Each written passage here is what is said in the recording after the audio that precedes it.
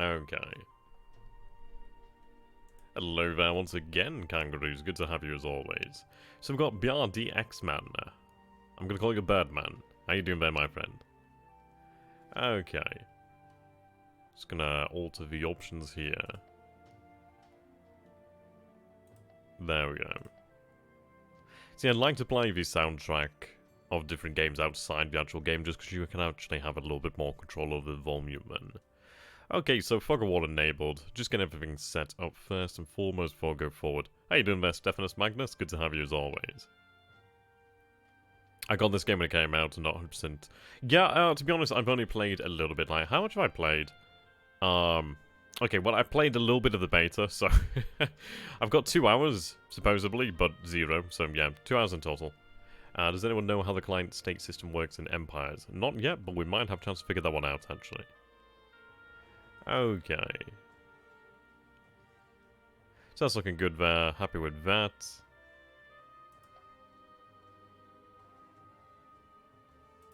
I think I just need to... yeah, there we go. Right, awesome. So we'll get ready to go in just a moment. Playing as the Hibernii. Oof. That sounds fun. How you doing there, Van Bishop? Good to have you as always. Well, this is it. It's like, for example, I don't know that much about the game as yet. On very hard, well, to be honest, I'm not even deciding on the actual difficulty. I might even go harder than that, to be honest. I do like a challenge. It's one of those things, it's like the nation, well, I'll go into the civilization I'm going to be playing shortly, actually. But I'm very much looking forward to it. So, yeah, just a little informant. I'm obviously using the EU4 soundtrack here, so, yeah. For fairness, I think, yeah,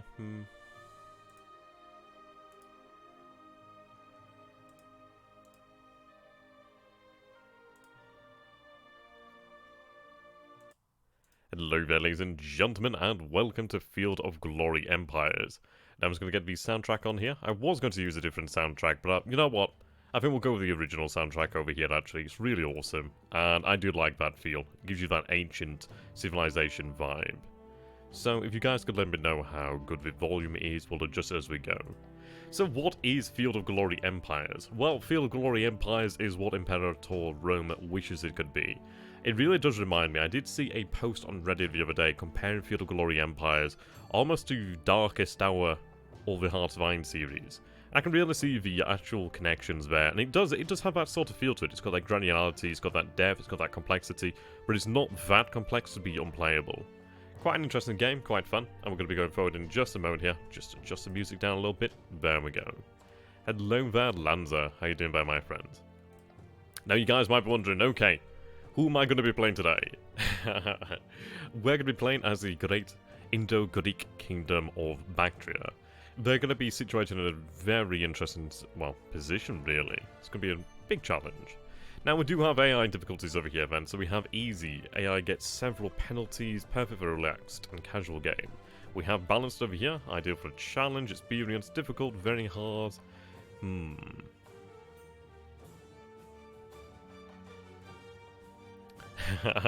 At first, it will feel like a game on the difficult level, and then the AI will start to play for real. That sounds pretty interesting, actually. How you doing there, Lance? It's good to have you as always. Okay, so I do like a challenge. I think the best way to learn a game is by playing the challenge. So we're going to go to the Grand Campaign here. We're going to be starting out in 310 BCE on very hard difficulty. Alexander the Great has been dead for a decade. His successors, the Diadochi, are fighting in the east over the right to wear his mantle or carve out their own realm. In the west, conflict between Rome and Carthage looks to be inevitable. The current year is 310 BCE. History awaits you. And let us go forward then. Okay, so we're playing on very hard difficulties, so it's going to be a real big challenge actually. It's going to be nice and fun actually. Playing on balance and the AI spawns some impressive armies waiting early on. Yeah, it's going to be interesting. And we'll be able to go over the situation of Bactria once we do get into the actual game here, so it'll be quite fun. I think it'll be a nice challenge. I think it's one of those things of where... I don't think people want to see everybody playing as Rome. I think it's always good to play different civilization. That and hell, let's have a challenge. The best way to learn is through challenge. At least that's how I learn. Okay, now how the game actually works is we do have a number of major nations, remarkable, and then the other factions over here. Now, of course, some of them do have more flavour, so obviously Rome will have far more flavour than, let's say, Illyria. They do come with different modifiers as well, so you can see that the Cursus Honorum, we have the Pax Romana. So obviously there's quite a few choices out here, so we do have Rome, Antigonos, Carthage, this place I can't pronounce, Macedonia, Ptolemy over here, well, the Ptolemaics over here, Seleucus. Now, we are actually going to start as a vassal of the Seleucid Empire, actually, so that's going to be rather intriguing. Okay, so we do have a number of remarkable factions. You find that Bactria is over here on the remarkable, which is quite good, so we do have a few benefits. So we have 4 stars, so 4 out of 5 difficulty, we have 4 out of 5 interest, actually. Yeah, roads would be quite interesting, I can imagine. Okay. Yeah, we do have a little bit of breathing room initially to a degree. We do start as a, what is the term? Is it satrapy or satrapy? Basically, of the Seleucid Empire. So we do have that going for us. At least we do have that benefit of a larger, more impressive empire to protect us, while we actually do accumulate our wealth and build up the economy, really. I mean, the interesting thing is about Bactria is, for example, in this region over here, when Alexander did reach this region with his armies, he did actually find a large collection of Greeks. I mean, the largest concentration of Greeks outside the actual homeland. They developed their own very interesting culture as well. I mean, supposedly, I mean, I'm not an expert on this, so don't take my word for it, but supposedly what I've heard is that the first human depiction of the Buddha was actually by the Indo-Greco kingdom, well, I was actually created in the Indo-Greco kingdom of Bactria. Something like that, so that's quite interesting. There goes the Trapi. Okay, so let's take a look then. So Bactria was a region with a large Hellenistic population, just as we said there, giving rise to a unique Greco-Bactrian culture. It managed to escape Seleucid control in 245 BCE and established a powerful kingdom that ruled parts of northern India. However, civil unrest led to fragmentation between the Bactrian and Indian parts of the realm. The Indian kings converted to Buddhism and retained control of the Punjab up to 10 CE. The Bactrian elements were mostly overrun by the Saka, 160 BE, and the Yuzai, 120 BCE. The latter created an empire that dominated the region north of the Oxus River and was a major trading link between the Chinese and the Parthians. The emergence of the Sassanid Empire saw the loss of most of these territories and the region becoming a satrapy in their empire. So we have Argentinos over here as our ruler. We are a client state of the Seleucus, well, of Seleucid's empire, well, Seleucus. So that should be rather intriguing. How you doing, that unknown? Okay, you start as a vassal of the Seleucids, but it's likely their power will weaken, allowing you to renounce their control. Options are limited due to the lack of rich provinces that you can conquer, but you should be able to survive the initial Parthian attacks. You have a unique feature with the Claros and the Furora buildings which convert from one to another, and depending on if you are in a difficult war or not. As a nation whose elites are Hellenes, you also benefit from all the buildings of a Hellenistic world. So we do have some really interesting aspects to Bactria. I think it's really, really interesting. Yes, we have the Hellenistic traditions over here, so culture bonus, commerce bonus, manpower penalty, which is unfortunate. Okay. In addition to that, all these nations get 9 extra building slots formatted to the Hellen's ethnicity. Okay, that's good then. So, monarchy. And we have a warrior caste over here then. So reduction of 20% on experience needed for level up, and there's a culture penalty. But that's really good then. So enough talking. Let's get into the game then here, shall we? So, we are playing here on very hard difficulty, but we do have something of a safety net in the fact of the Seleucid Empire. I suppose the question is going to be, when do we wish to break free of them if we're indeed able to do so? And I think we'll be able to... we'll have to choose a time to do that. That's going to be the interesting one here. Okay. So let's go ahead and take a look at the actual land of Bactria and the kingdom here. So we have ownership overlay. So as you can see here then that we do have the Seleucid Empire, well, the Seleucid Empire over here. And of course we do have our own kingdom of Bactria. So you can see that our own colour is overwrought by the Seleucid Empire. Obviously this indicates that we are a vassal state. So let's go ahead and take a look here then. So political, there we go. I love the blue of the Seleucid Empire. Always looks very nice. Actually, no, I believe that indicates that we are. Let's see. Province overlay. Let's see. Relations, ethnicity, objectives. Yeah, we'll stick with the political overlay then. That works for me. Okay, so let's take a look at the great land of Bactria then. So we are in a very different part of the world here, aren't we? Look at the distance of Bactria from Rome here. We are very far away here from the main, I suppose you could call it the action over here. But that's not a bad thing. It could be rather intriguing after all. So we do see a Indian empire over here, at least an Indian kingdom. The Caucasus over here, we do see potentially some tribes. We know the Parthians will be around this region here. Though the question is going to be when will they make their appearance? Scythians, Alani. Right, okay, so we do have a lot of potential challenges, but we do have room for expansion. So the year 310 BC, the weather is fair. Well, that's good to know then. Can I get an idea of the actual terrain here? I think understanding the terrain that we actually have is going to be very important. So trade goods, legacy, decadence, relationships, ethnicities, overlay, okay. So we don't have one that is specifically terrain. But that's okay. Right then, so let's take a look over here then. So we do have hills over here, we have mountains, plains, okay, scorched desert. Right, so we can't actually move through here. This terrain is considered prohibited then. We do have the steppes over here. Plains, yep, mountains as you can imagine. Alpine. And hills. Now this is actual mountain here. Okay. Is the music loud enough for everybody, by the way? I think I might turn it up just a tad bit more. There we go. Ideally that is better. Okay, so let's take a look at what we actually have here then. So we'll click on the nation panel of Bactria.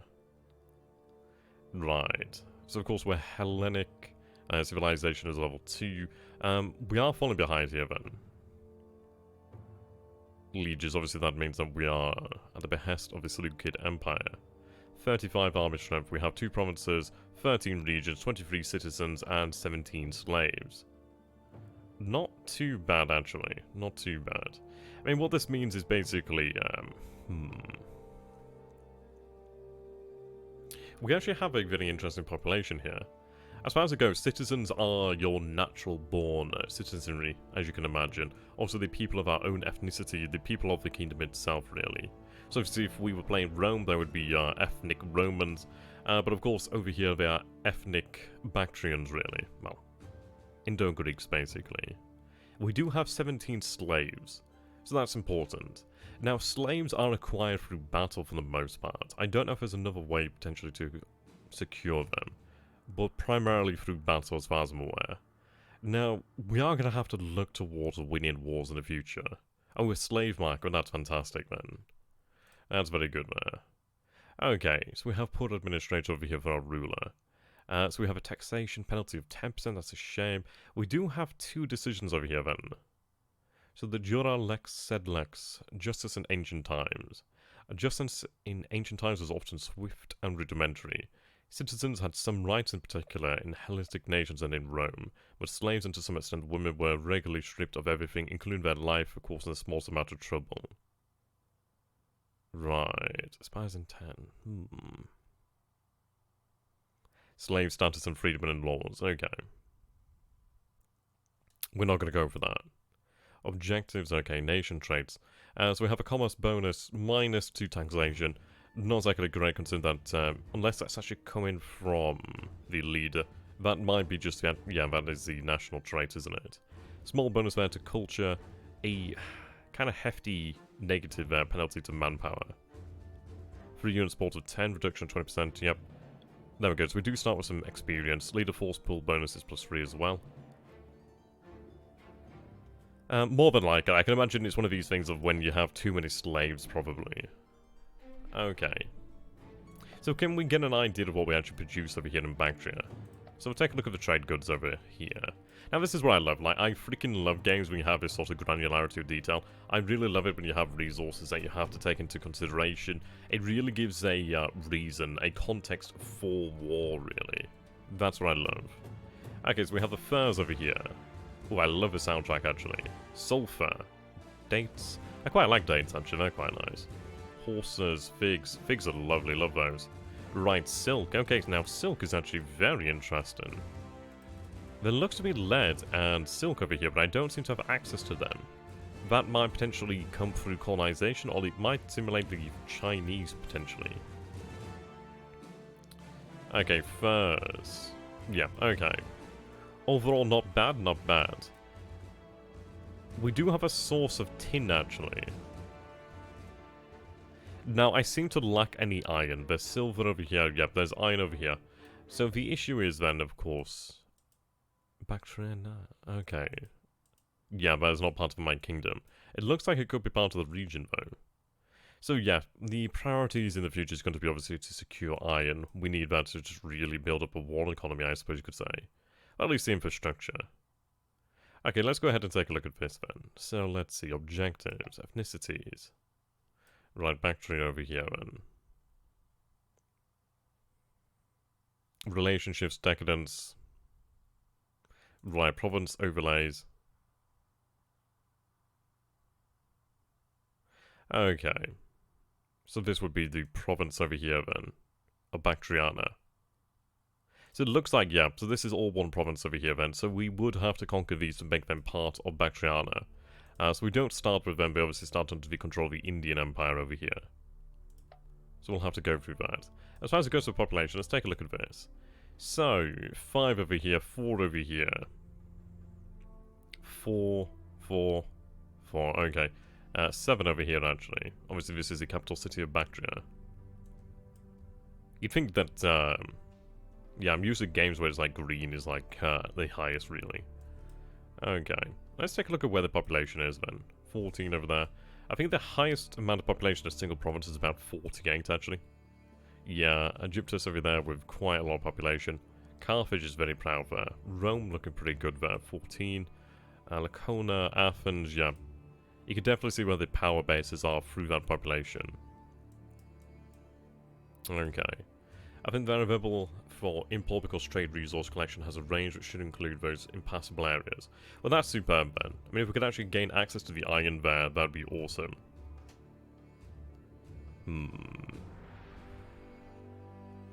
Okay. So we know what we're about here then. We need to figure out how to maximize our economy, how to maximize the efforts of the Empire then, or soon to be Empire. So the moment I'm earning 25 income over here then. Okay, administrative burden, military upkeep, regional commerce, okay. Manpower generation is exactly spectacular. Diplomacy, that's one we don't really have to touch on for a little while. We do have the metal production, so we have an intrinsic production of 3, we have a regional production of 7 there. Right.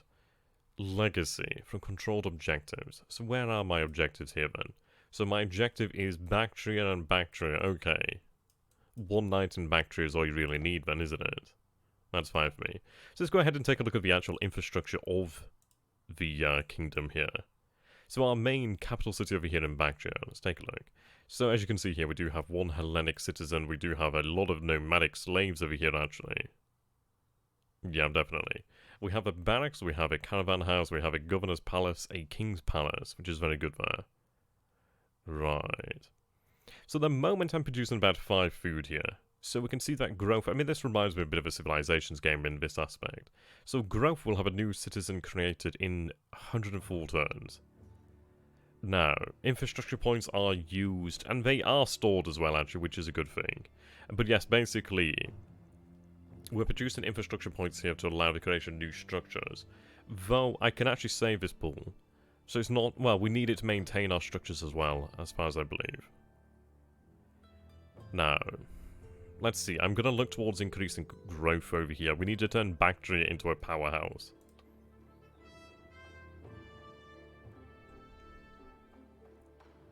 Okay.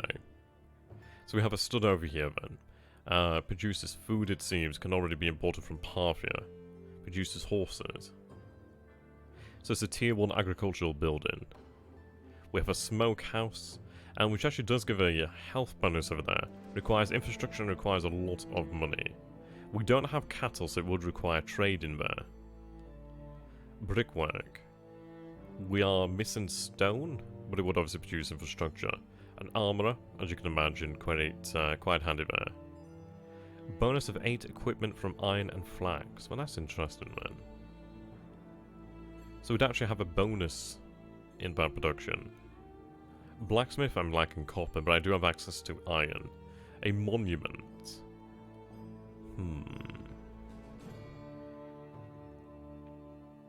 Okay. Yeah, not bad at all, isn't it, Brian? Well, Byron, actually, I should say. The stud's interesting, produces horses. Now, that could be quite handy in the future. I could use that potentially to build up cavalry. Yep, also produces horses used by stable military structures. So I think we'll go with that, actually. It produces food. It requires a little bit of infrastructure. So we'll go with that, then. So I'm going to be producing that. So I believe that is going to take about, 3 turns there. So let's take a look at this, then. What I could potentially do in the meantime there is, let's see, so that's -1 there to food. What I could do then is place that back there. Reduce the growth to 2, but obviously increase the amount of infrastructure there. Now that'd take 2 turns. As far as it goes then, so we do have food enough, so we have 16 banked in here. Right, place the citizen... Whoops. There we go. So with the citizen there, we are going to be losing 6 food per turn. It looks like the best I could manage is about 2 turns anyway. So that works for me then. Yeah, there we go. No growth, but no decline. But we do have 9 in the infrastructure. Still making 25 income, so that's okay. So we're going to go ahead and produce the stud there in Bactria itself. Do we have Alexandria Escatae? Is it Escatae? I can't remember exactly how you pronounce it. Basically Alexandria the First. Okay. Zatupa. Producing a good amount of food there. So we have a caravan house here, blacksmith, which is actually very good, and armourer. So this is actually really quite handy then. So we are producing a lot of equipment over here then, which is excellent. As far as it goes, equipment is really, you need to have equipment to actually produce units. So having a store of equipment is not a bad idea, as it allows us to produce units very quickly. Though, as far as it goes, we're not expecting to be at war with anybody as of yet. We do have the Seleucid Empire to protect us. So not too bad, man. It might be worthwhile to actually take this opportunity here, granted to us by the great empire of Seleucus the Victor. Is it Seleucus? Seleucus the Victor? I can't remember which one it is. God, I've got to go over my ancient history again, classical history again. Okay. We'll take the opportunity given and use that then. So we do have a ranch over here, so that produces cattle. Okay, so that wouldn't help us out. We do have clear water over here, actually.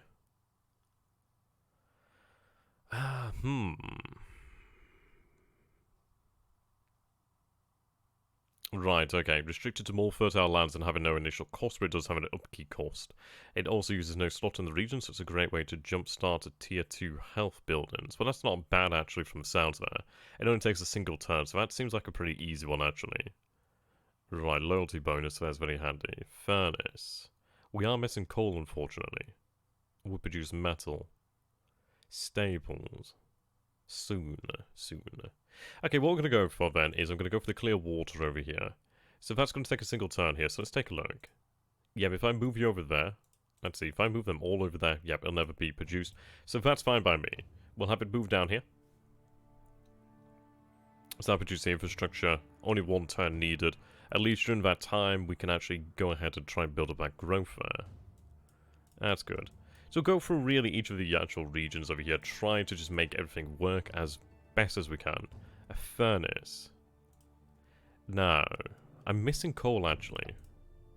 Is there a way for me to actually gain access to coal?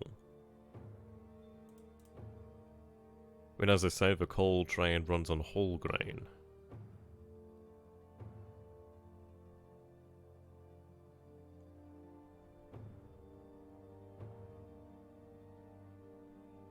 So we're at war with Antigonus.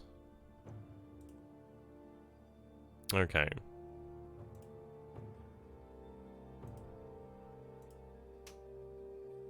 So it doesn't look like I can actually negotiate for myself as such. I think I have good enough regions of Bactria to form a province. Okay. How would one go about forming a province over here then? To diplomacy, trade details, unit queue, province, okay, potentially over here. So this is the overview. So do we actually have a province already then? I know if you have like a certain number of regions, I think it does create a province. So we might already have, yeah, it looks like we already have a province over here then. And that's very good then. Right, so we could go up, yeah, okay. Right. It's very handy, so we can actually get an idea of how much we're actually producing here. But I'm going to do this manually for the time being, because I do like to have that control. Yeah, so we're going to go into region. So yeah, we do have a province over here, so that's superb. Now, that armor really is kicking ass. So I have 27 equipment there. It looks like it's not going to go down. I think it's just produced there naturally then. Okay. So I'll move you back over here then. Let's see. And what I'm going to do then is look towards increasing the growth rate across the kingdom here. And the more citizens I have, the better, really. To create one, you have to have 50% of the regions of the province. Oh, that's awesome. So thank you very much there, BRDX, man. Really appreciate it. Right, there is no growth over here. So what I might want to do then is the inverse. So we have the Klaros.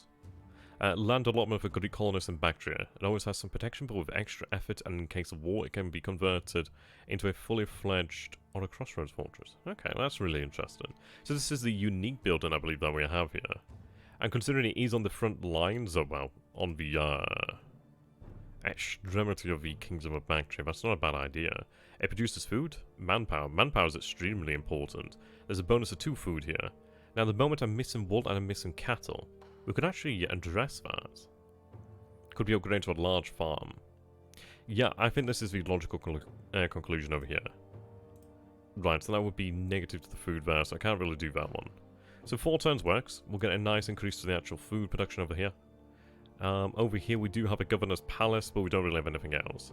As you can see here, an Iranian citizen, Iranian slave, yeah, so this is none of our own culture, so it's not exactly great, is it? Okay.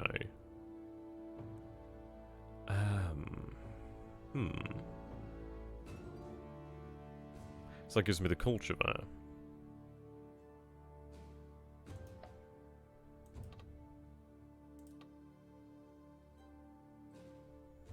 A furnace.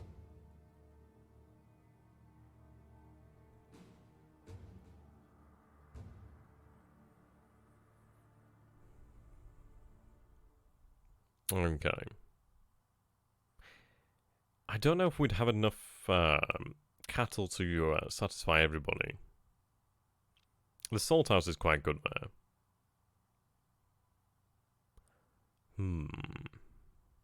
Okay, what I'm going to go for then is I'm going to go for the ranch. So what we're going to do then is over here is the following turn I'm going to go ahead and produce the ranch. Does that actually produce the cattle? So I've got a stud over here already, okay. So, let's see. So this would produce cattle then. Okay, that's good then. So we're going to do the clear water, do that, get the cattle, get things a-rocking really. Okay. So it looks like these areas are just not built up really. So yeah, they need to just go about creating food for the most part. So we do have another Klaros over here. Not a bad idea. We do have a charcoal pile. Now this would actually produce coal.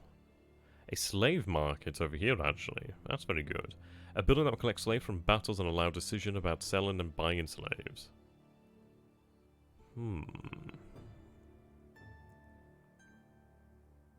Oration Tribune.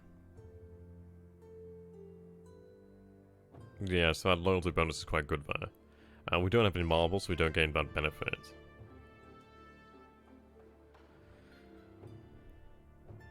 Okay, Skirmisher Cavalry Training. National Wonder. Charcoal pile. The charcoal pile is very interesting, actually. What I'm going to do then is going to go ahead and build the Klaros, because that's very handy there to actually have. Though, I do need the food here. It's not going to have a major impact on the actual building time, so that's okay.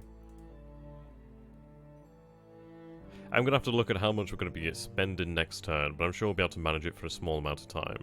Okay, so Rancher, Herbalist over here, Wheelmaker, Armorer, Crafter, District, so obviously that produces raw income, and a Theatre. I could potentially do with having a culture building being produced, but I think we need to work on the economy and just in general the agriculture of the kingdom here first and foremost. But money, raw money is not a bad thing. Commerce bonus. I mean, that's it. We do have a commerce bonus, don't we? Available is then the furnace, blacksmith, trade tent, slave market. Okay, I'm going to say it's probably not a bad idea. But considering that we are... Yeah, okay, we'll go with the ranch first and foremost, considering I'm going to need more cattle. And then I think we might go for that. So as you can see here, that'll take 8 turns. Let's see, 2... Oh, well, okay, that takes it down. 6 turns. 11 infrastructure being produced there. No growth. 67 turns, 34 turns. Okay, we'll take both of those. We'll get this, and then obviously that'll be a lot easier. So if I was to put them all on here, that takes 6 turns. I'd only be able to do that for a short amount of time. Yeah, 6 is the best we're going to get there. Okay. So we'll go ahead and take a look at the province. Right.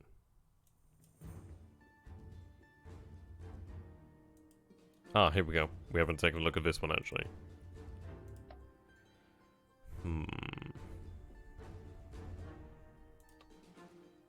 A hemp field, okay. Now, if I had tar, I'd gain an additional cash there. Clear water... Bronze works. We actually do have a source of tin, actually, so that's pretty good. A gambling ring.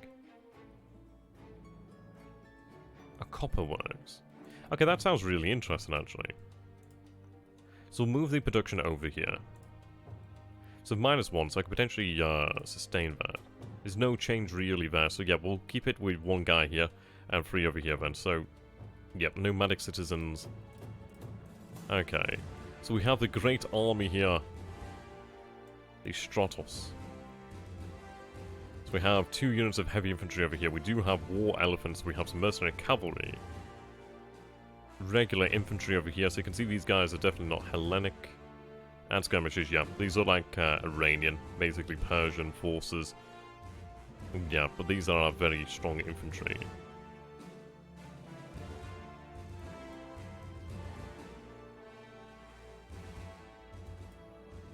Okay.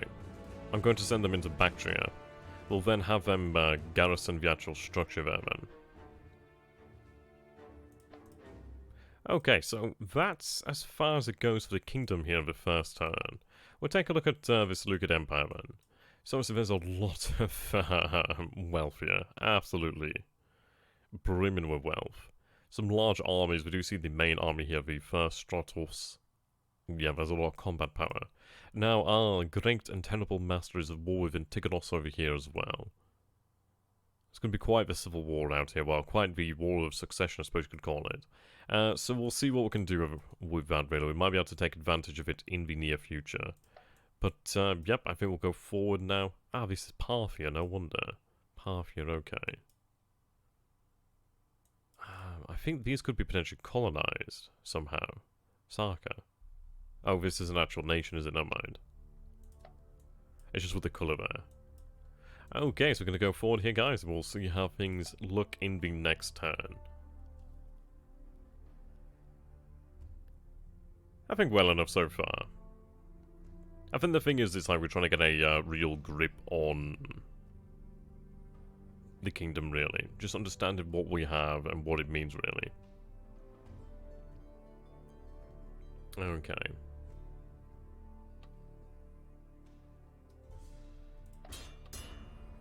Messengers have arrived. Okay, so we're forced to declare war upon upon Antigonos. That's fine. To be expected, really, isn't it? So they're at war with Bactria, Judea. Ptolemy. Not Ptolemy, really. Rhodes. Okay.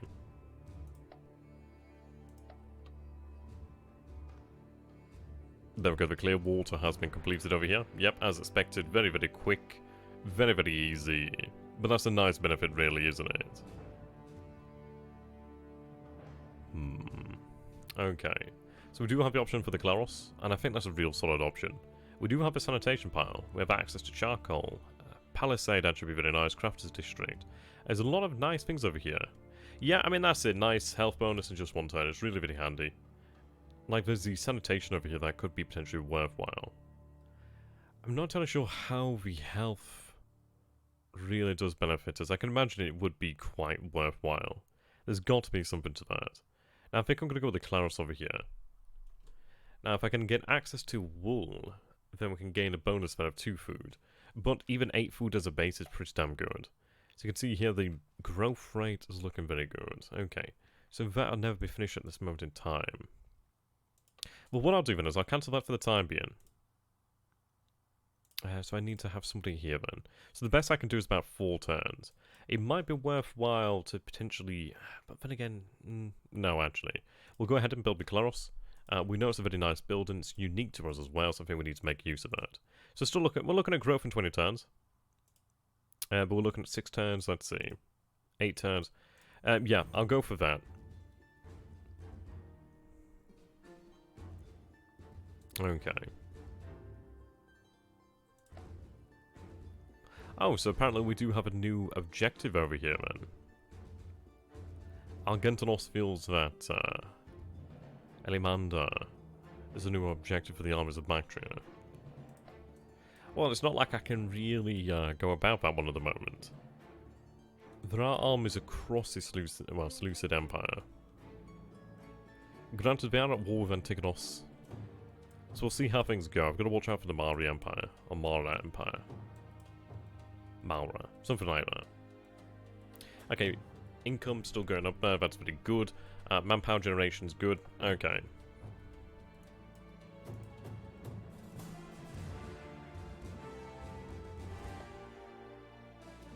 Oh, we forgot about you.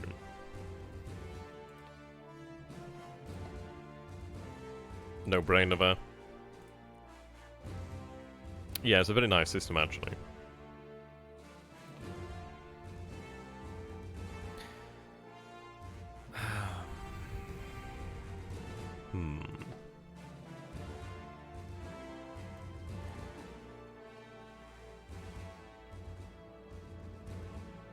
I might be able to move slaves there in the future, but then again, it is Alpine, so... It's not like there's much I can do there. Yeah, I can't build on that one. Looks that way, doesn't it? You are producing food, so you could manage it. But what I'm going to do here, then, is actually gain access to the clear water. Now, I'm only going to lose 1 food, but the thing is, this will take 1 turn, and we'll gain the benefit from having that. So that's not bad at all, really. It's a nice trade-off there. Okay.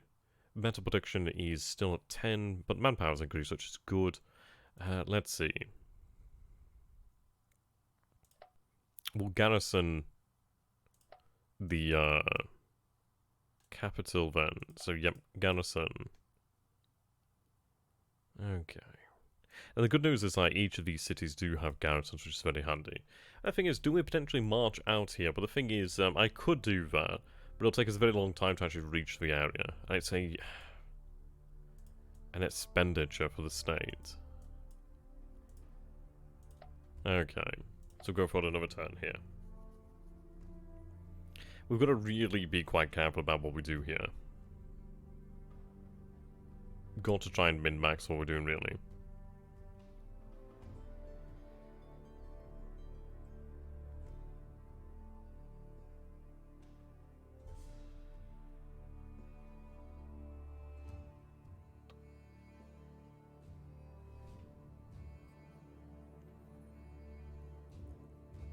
Okay. So the moment we're a stable monarchy. So I think as far as it goes with decadence, your government can advance or regress, really, depending on that. So obviously we do want to advance, really. Judea, stable sect over there. Okay. But yeah, stable monarchy works well enough. Medea.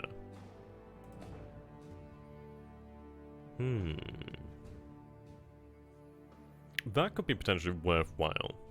It's not too far away from us.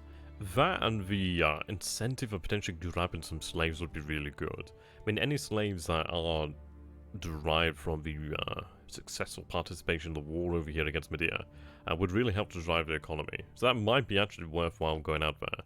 They're not too strong. There's not too many strong armies over here, so we could jump on that one. So I think we are going to march. It's going to take us a couple turns to arrive over here, actually. About 4 turns there. Okay, we'll start moving over this way.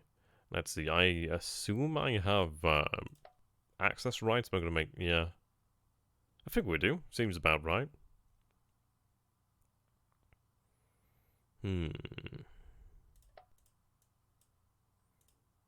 Yeah, we're looking well enough there.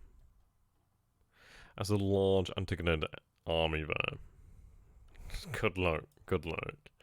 Okay, clear water has been constructed over here then. So let's take a look then. Restricted to more fertile. Okay, so health bonus is 5% there. And this is it. Doesn't take up a slot and doesn't cost us anything. So it's one of those of just, yeah, you might as well do it. It's not going to cost you anything. Herbalist would be quite good there. Actually, would give us increased manpower. But as far as it goes, it's got to be the Claris in the future. But I've got to stockpile some food here, actually. Could you please switch to ownership CVC? Oh, right, okay.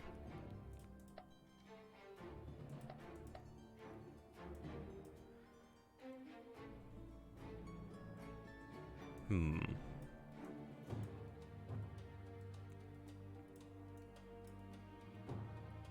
mean, as far as it goes, I mean, we'll look to conquer Persia. But, I mean, it's this area. It's got to be the Fertile Crescent, hasn't it? But, I mean, I'll look towards conquering India now, if possible, actually. That would be quite handy. There we go, we're playing this mode for a little while. It's nice to actually appreciate this. The challenge, yeah.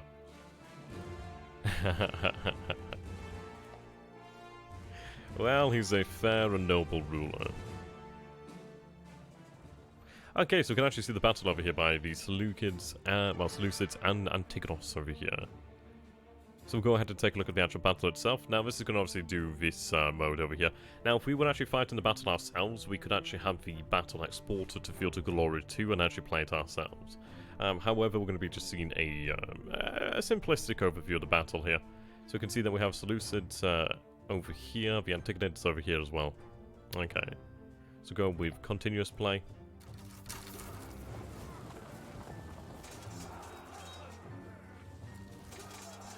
Okay. Looks like the Antigonids are coming off slightly worse here at the moment.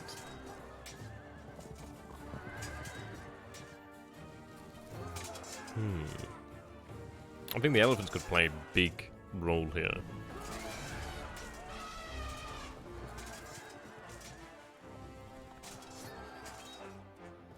Ooh.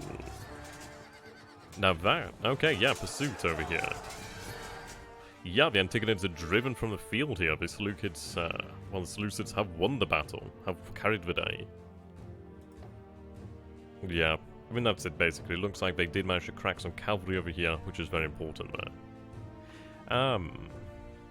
Interesting though, isn't it? So Soter over here, he did have more in the way of phalanx. Companion cavalry, silver shields as well, very good, yeah. Pretty much equal on the companions and the silver shields. The Seleucids did lack the phalanxes. But yeah, I mean, just plenty more cavalry, a lot of skirmishers over here. So on paper, not as powerful as this army, but yeah, they did manage to carry the day there. Buys them a little bit of respite there.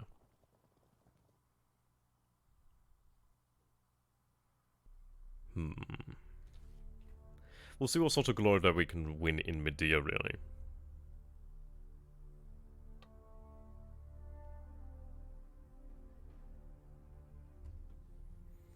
Okay.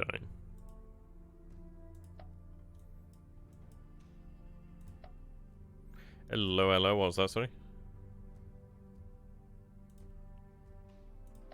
I did actually get to read that. What did that say?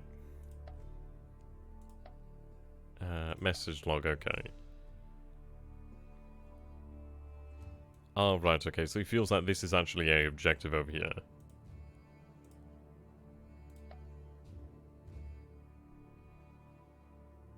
See, I could potentially declare war here. Sea haters. I like it. I have no idea their strength, though, that's the thing. I don't think it's wise to declare war. Right, several signs tell us that the next few months will be particularly harsh for men and cool, well, crops, actually.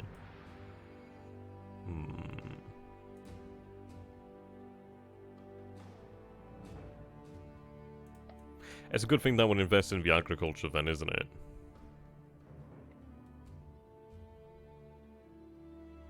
Yeah, food will be increasing in the short term.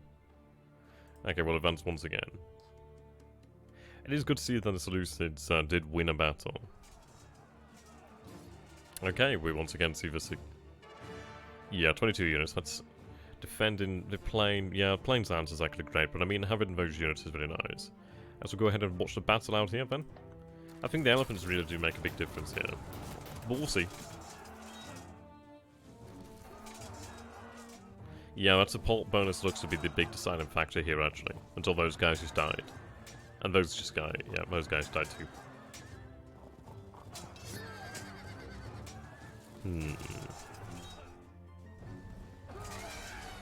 Ooh, the elephant's gone. This might be a Seleucid defeat, actually.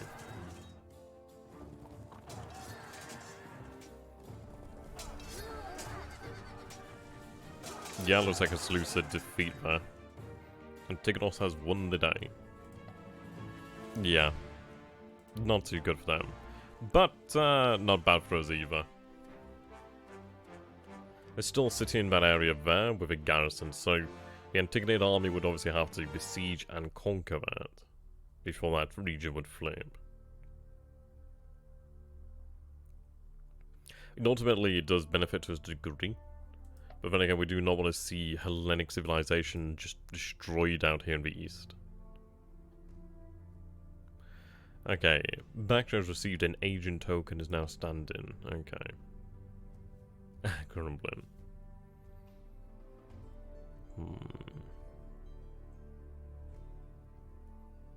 That's interesting, man. 2 wars winning, armies growing apparently. Overwhelming, overwhelming. Money's overflowing, overflowing, overflowing. Okay.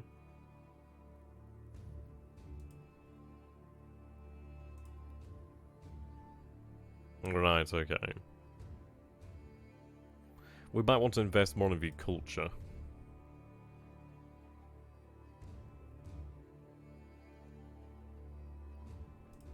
Yeah, I'd definitely say culture would be quite good. We're getting it from the controlled objectives, which is very nice. Wow, he really wants me to get in there. But it's nice to see that we do have a couple of objectives here.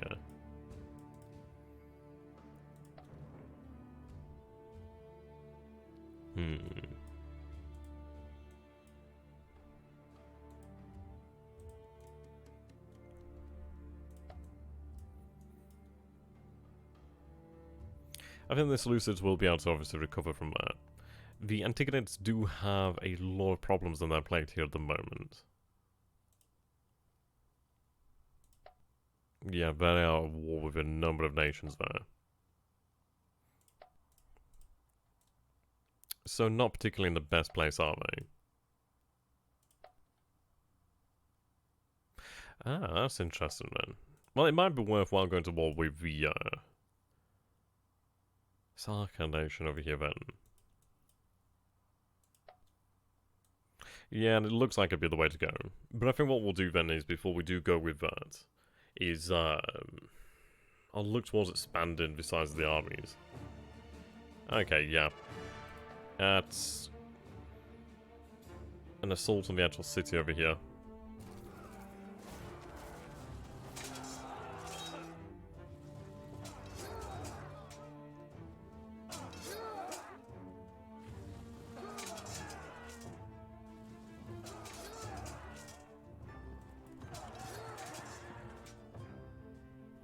Okay.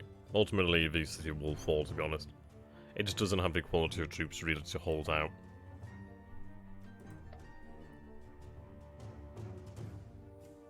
Ah. The Seleucids do rally here with a large army. Looks like they're going to be able to lift a siege here. Yeah, an open train would have been a rout.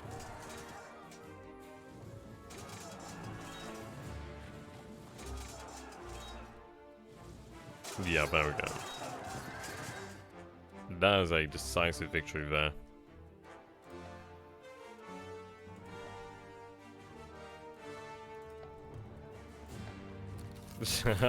Yeah, that's going to be a decisive victory. They're exhausted as well. Yeah, it's completely wiped out. The army of sorcerers is gone.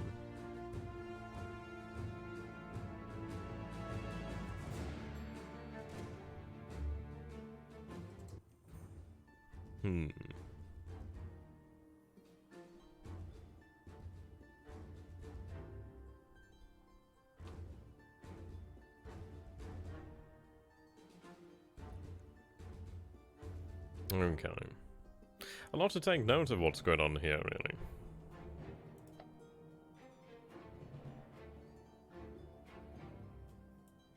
Right. Another objective over there.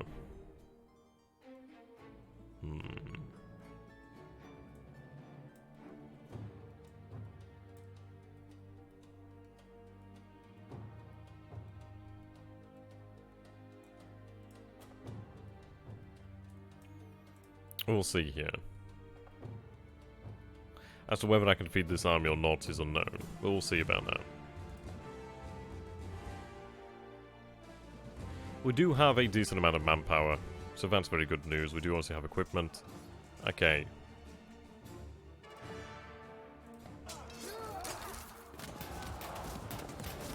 How you doing there, Drog? Welcome to the stream. Good to have you on board there.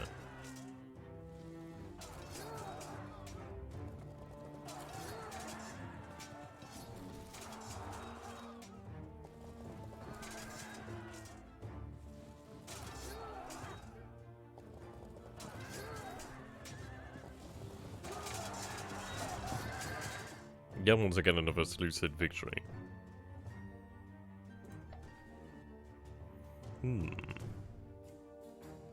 They are winning some important battles over here, actually. In the Antigonids, I feel for them, but the thing is, it's like they're going to find it very hard to concentrate. Oh, dude, you're just going to have to save up those sliff points, aren't you, then, there, John? I'm sure you can eventually. Okay. Yeah, they really do. Plenty of new forces being raised over here. Apparently they're marching some forces into my lands for some unknown reason. Hello? Savage barbarians took to the seas in the cold Germanic Ocean. New pirate fleet.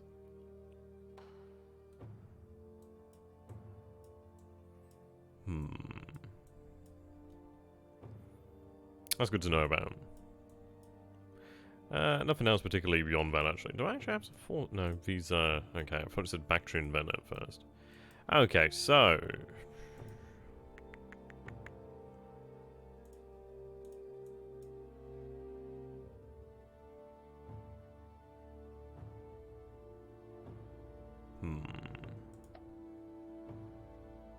I think I'm going to garrison the army temporarily here. I do want to see if my combat power does rise.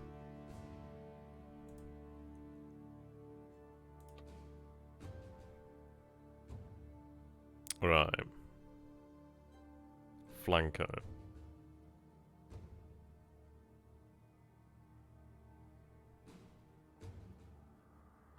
Well, basically how it works is we'll be taking a look at it shortly, actually. Okay, that offense rating is actually quite handy. Artaxerxes. Yes, indeed, like, you have Field of Glory Empires, I mean, you have Field of Glory 2. Now, obviously, Field of Glory 2 covers the actual battles as such, just purely the battles. It's a lot in there, actually, lots of different eras.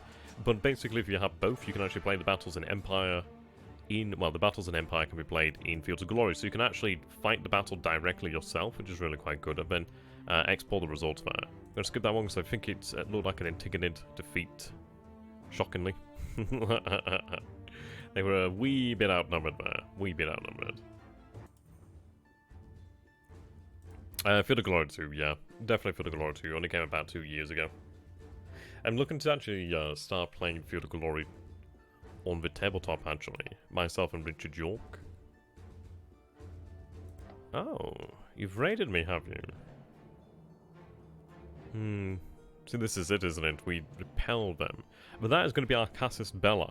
That's going to be our pretext of war over here.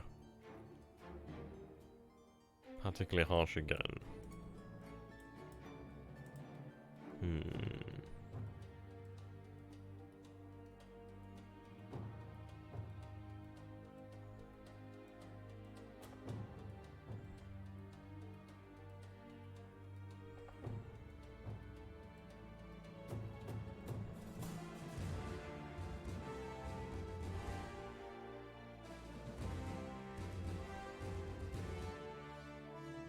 I think it's better to wait for the time being.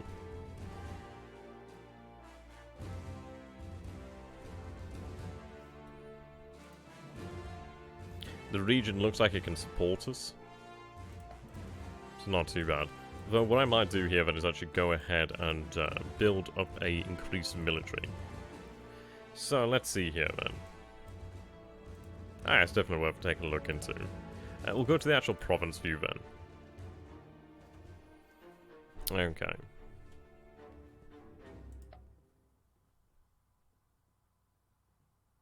So we have our heavy infantry over here, the Hellenic heavy infantry. Mercenary infantry over here.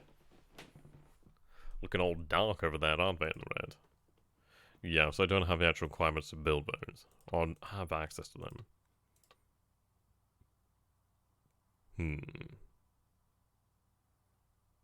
Oh, no issue all there.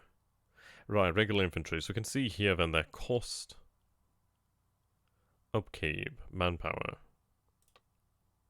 Oh, wow, okay. Yeah, that equipment usage there is dramatically higher.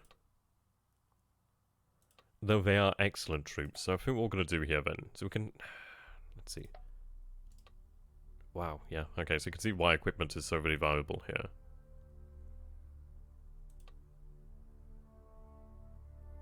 Equipment.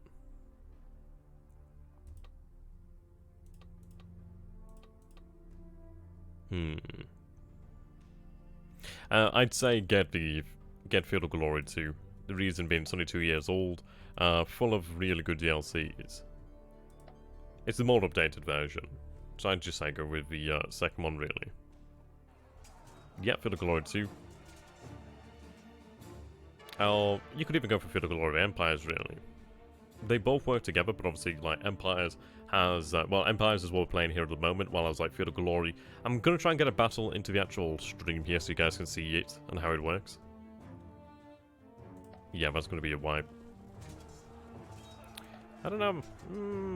Yeah. That's interesting. It's gonna depend on who's got the quality over here, really.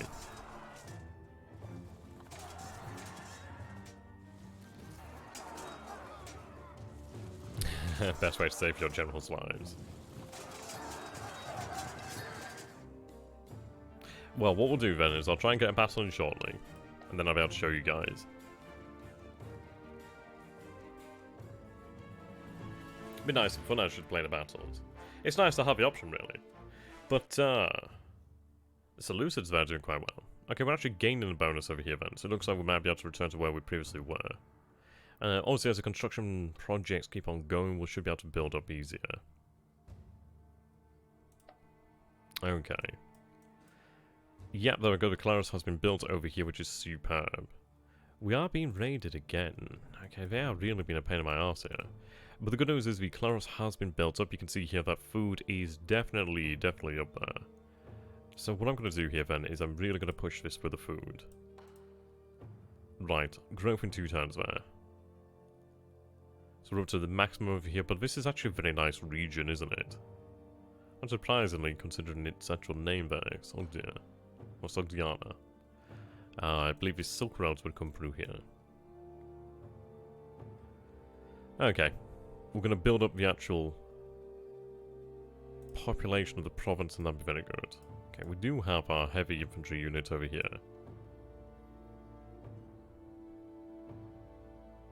That'd take 4 turns.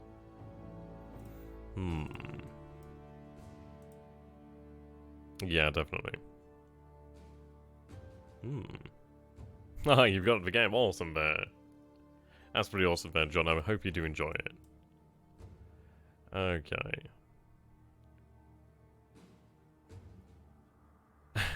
Van Bishop as well. Well done there, guys. I'm sure you'll enjoy it.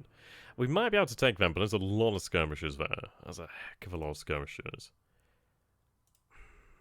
I don't think I could take that. And this with the hills is really, like, not too sure about that. I think what we're going to do here then is retreat the army. And we're going to go and deal with Sarkar over here then. I think we have to do that. So let's take a look then. Where's the equipment being produced again? Right over here, yep. Can I all increase that? Right, that's the culture. Culture could be quite good actually. Probably is worthwhile putting something into the culture there. In fact, let's take a look. Yeah, 3 turns. Actually, still 3 turns, so that's not too bad.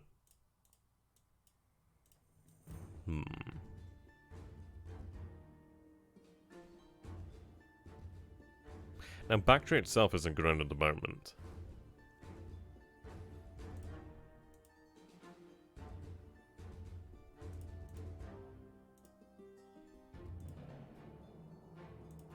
Okay. So we'll have access to a ranch over here shortly then, which would be very good. Looking forward to that then. So the weather here at the moment is harsh. But soon we'll be able to... Ooh, wow, okay. Getting very deep over here.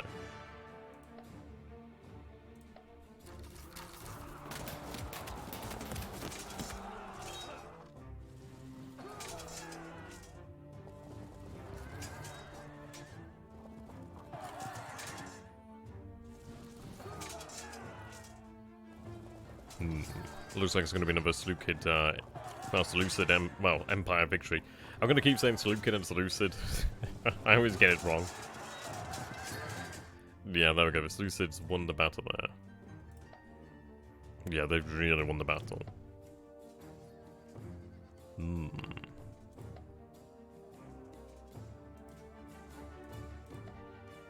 That's excellent for them.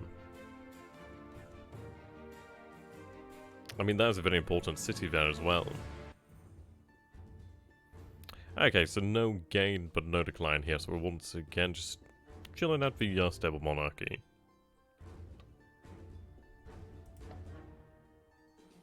There's a big garrison there. Looks like an actual army in there. Okay, so we can see here then, yeah, received an agent token cut. We're going to get rid of them. But we're going to be looking to take these objectives here, so that's going to be good for us. So the ranch has been completed over here, so that's excellent. So that does give us now access to the cattle, as well as the figs. We can have fig-flavoured cattle.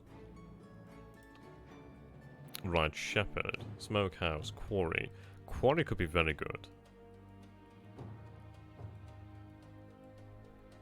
Loyalty 72 here at the moment.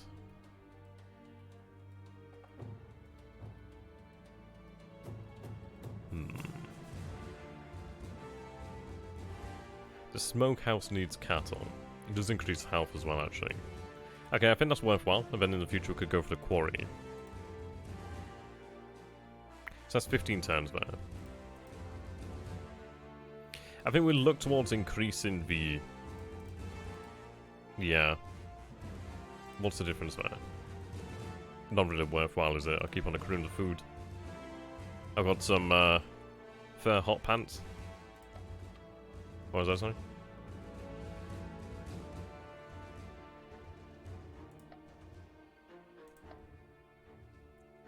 Oh, it's degraded to fair. Okay, so it's 47 now.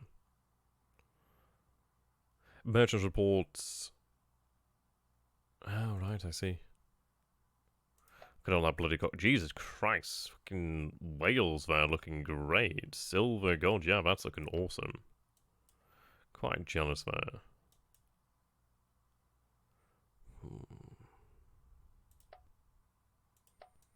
Okay, let's go ahead and take a look over here then. So in the province, we do have a stockpile of 52. So it looks like I can only hold on to so much equipment then. Yeah, that makes sense. Right, we'll have a stud over here shortly. I'm going to go ahead and raise... I think this is it. I think we need to build up a solid core of heavy infantry, but I think after then... Bactrian horse archers.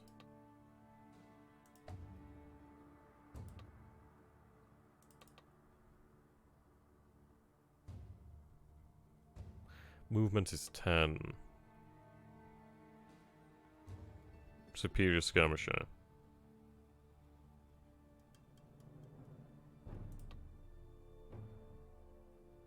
No, it looks like you're just generally better.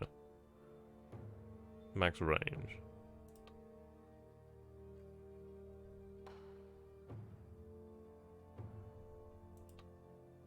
Yeah, it just looks like they are better versions. Check what kind of terrain you'll be fighting. Heavies incur penalties and rough terrain. Oh, that is actually correct, isn't it?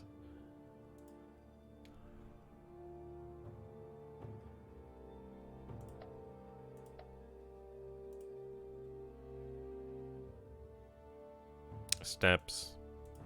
Plain. Steps. Steps.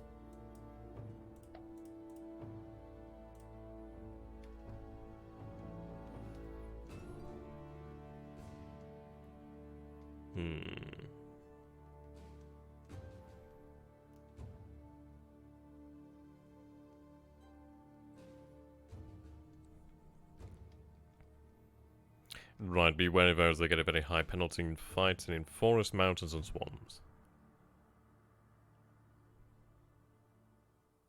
Well, yeah, that looked pretty good there. I think that's what we need here, isn't it? So I'm going to go ahead and build up potentially another unit of heavies. Yeah, one more unit of heavy infantry, and then I'm going to be building up Bactrian. Well, can't afford it right now. Ah, there we go. Yeah, we'll go ahead and do that. You can see that's going to cost us a lot of cash, actually.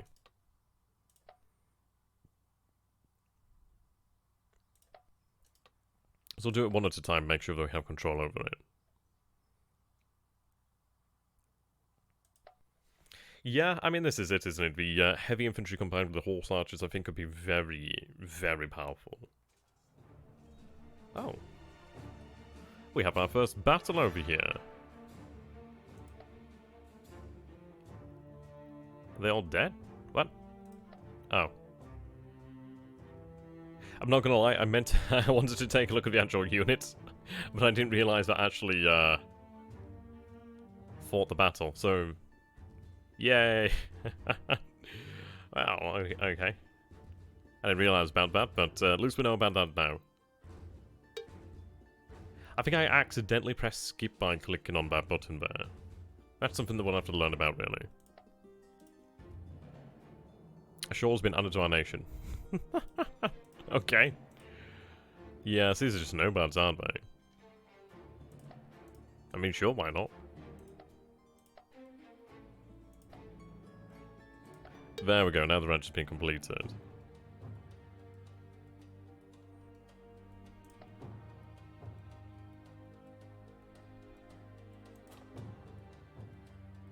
Loyalty's not bad, actually. Hemp field. Herbalist.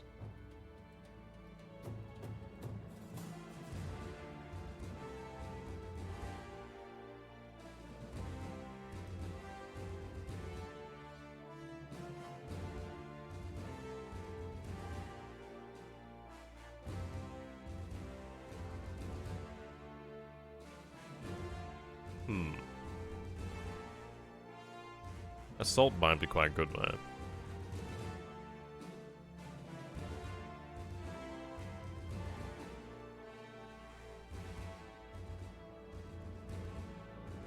We'll go for the hemp field.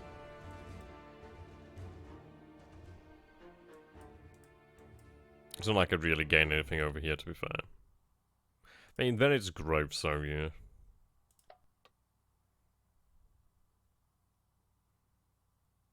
Very good. Yeah, he's not going to last too much longer. He's getting old now. Right, population has expanded over here, actually. I'll go for decadence reduction. So it's reduction of decadence through culture then. Possibly. Right, we'll have a stud next turn. I might go for some culture buildings then. Okay. Should be here shortly. Okay, so culture... Yep, that's good to know then. Yeah, we'll go about to reverse the decline there. But we will be going to war shortly then, which would be excellent. That'd be a very boring battle to watch.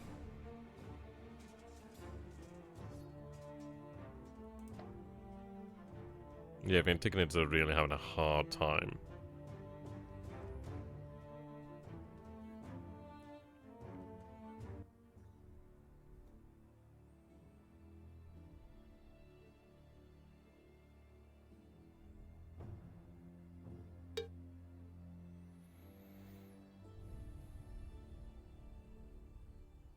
Okay.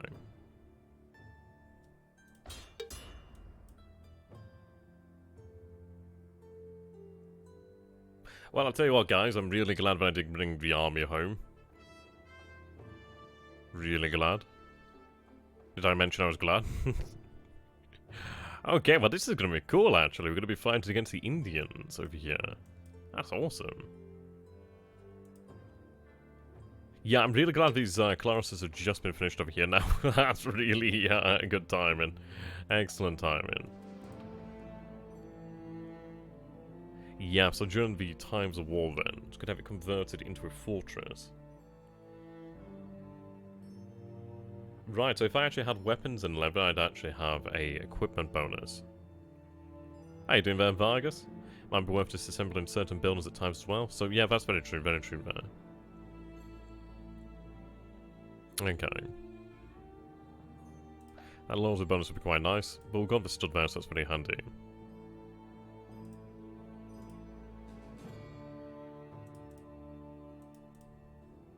So looking at 5 turns no matter what there. At least can actually go for that growth sooner. Claros has been constructed as well. We'll go for the clear water, it's a no-brainer again. Stud's been completed over here in Bactria, which is fantastic. Right, it might be worth going for... And again, I think this is it. I want to try and turn Bactria into quite the power. But I do need the culture. But we do have a lot... Okay, what I'm going to do then is... So it needs salt, wheelmaker, public works, palisade, a furnace.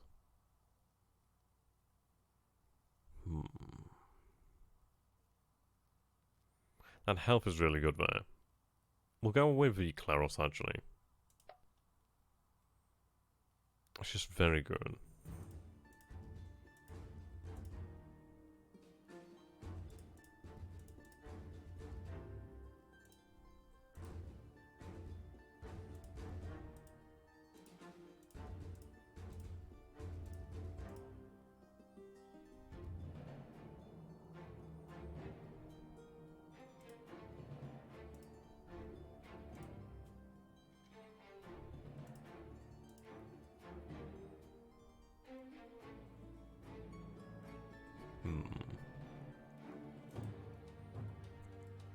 Yeah, very true, very true.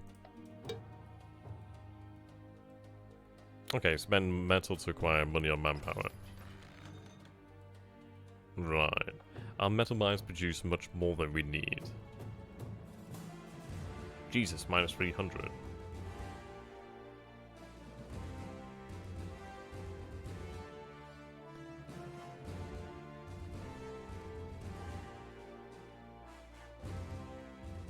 Hello there, Gamer1745. How you doing there, my friend? Good to have you on board. I'm going to say no to that one because I don't think it's worthwhile. Right, so we have a Claros over here as we spoke about.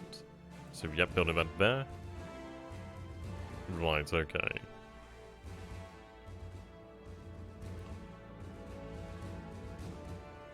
So I've got the stud at the moment. Sanitation.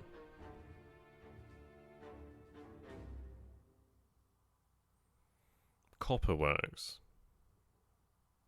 Right, it doesn't produce copper. We have to trade for that. That's a shame. Right, that does increase our decadence over here, actually. There's a lot of cash that can be made from that if you actually have the perfume. I'm going to go for the ranch. So what we'll do here then, is I've got the citizen over here. Need him there. What I'll do there then is, let's see. I could go for the increase in infrastructure, which takes off 2 turns there. Which is worthwhile, frankly. Okay. Right then, so we have our forces over here. We'll go ahead and marshal them. So merge the force. There we go.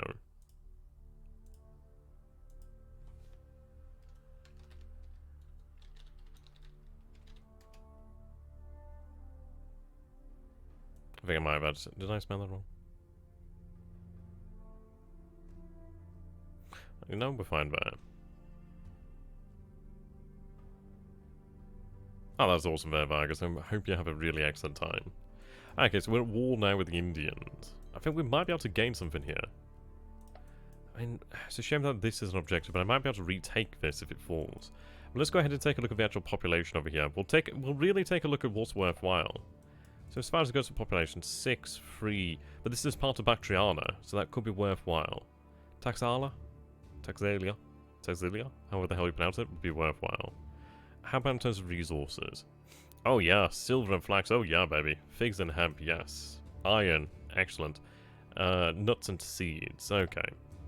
What I'm going to say is this needs to be a priority.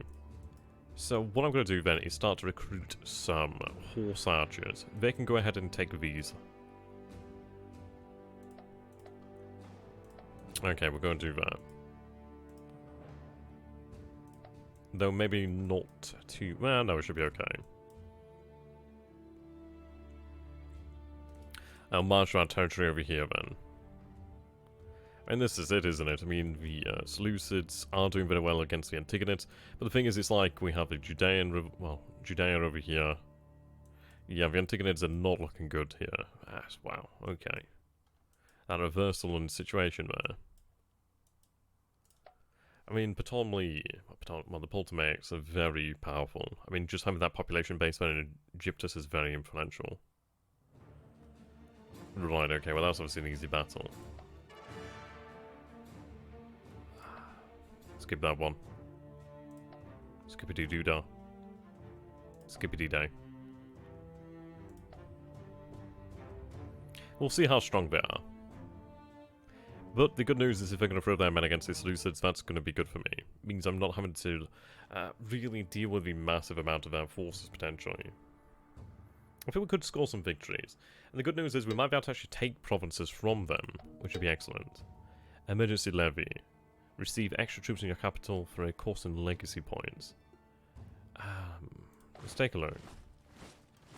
That's minus to 100 there. Not worthwhile, I suppose. That's not good. So how much do we need then for the decadence? See, this is a mechanic I've still not yet learned as such.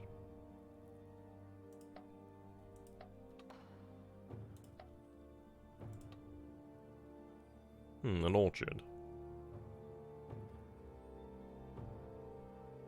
There's a lot of food there.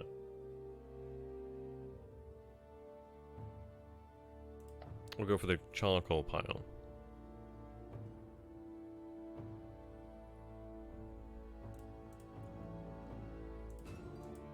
Okay, there's not really a difference there as such. Oh, it looks like it's been converted automatically, but that's fantastic. Interesting.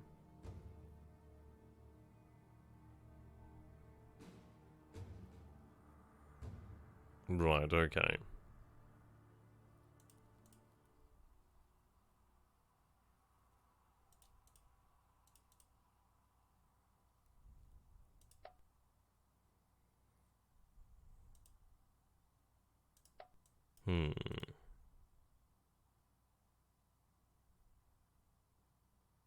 Growth here isn't exactly coming in. But then again, we are low food, aren't we? So.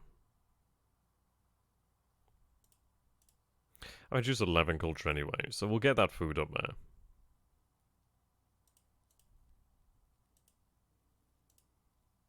Right, but I'll do. Okay, so we have both of them there, that's fine. Right, we do see a small force here. We are going to send them out there to deal with that. Oh, terrain's prohibited, okay. Interesting.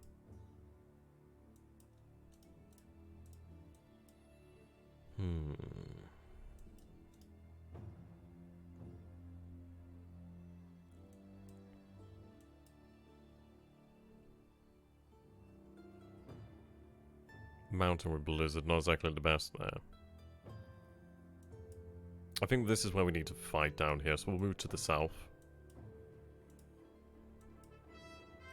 Wow, they can really book it.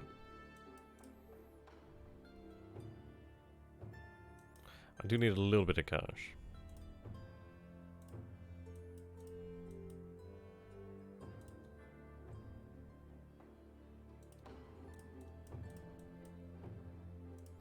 Okay. Harsh weather so far.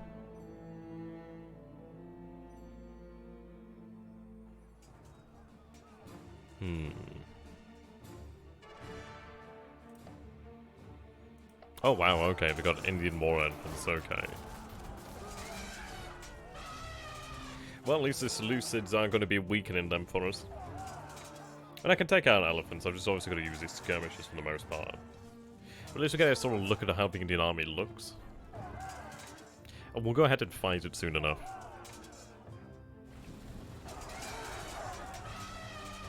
Yeah, that's very bad for him. Ooh, it's a big army. I think it's probably the elephants, isn't it? Yeah, but these urban militia don't exactly have anything near a chance.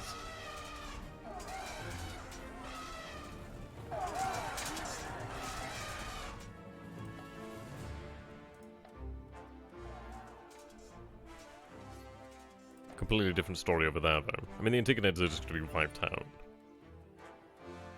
I mean, the Antigonids could be quite interesting to play due to the fact that you're at war with so many people.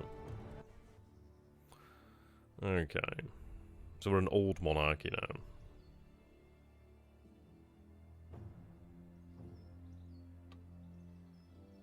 Is there an area, is there somewhere on the actual screen here that I can actually take a look at,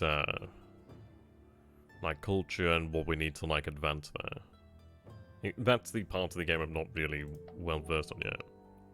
Raise loyalty and reduce unrest for religious buildings.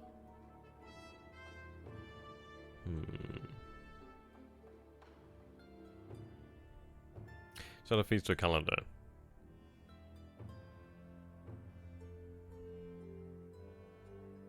Right.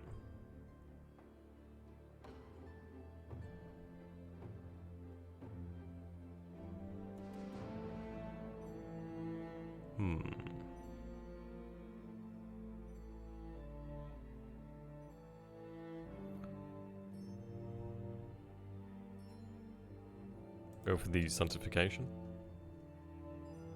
God, that's looking awful.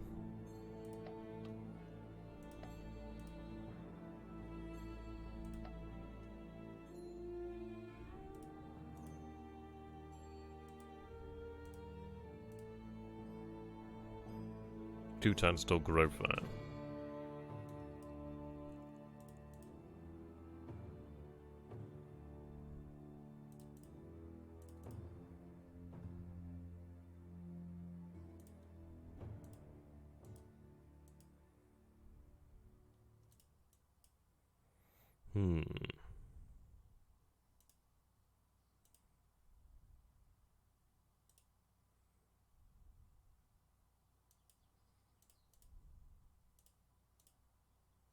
This is a tough one, isn't it?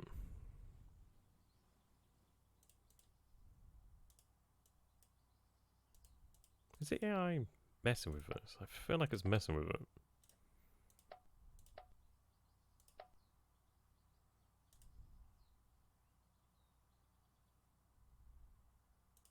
it. Okay. Must be just me then. God damn it. They are being repelled though, so that's good news.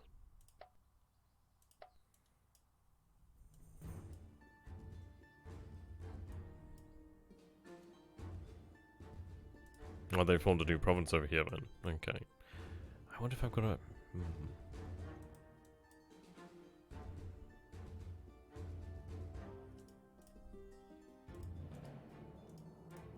I'll try and make it over here. Well, actually... okay, what we'll do then is we'll merge the army first. Merge, and then we can go forth once we know what we're really dealing with. I want to have those skirmishers with me, really. Yeah, that's very dangerous.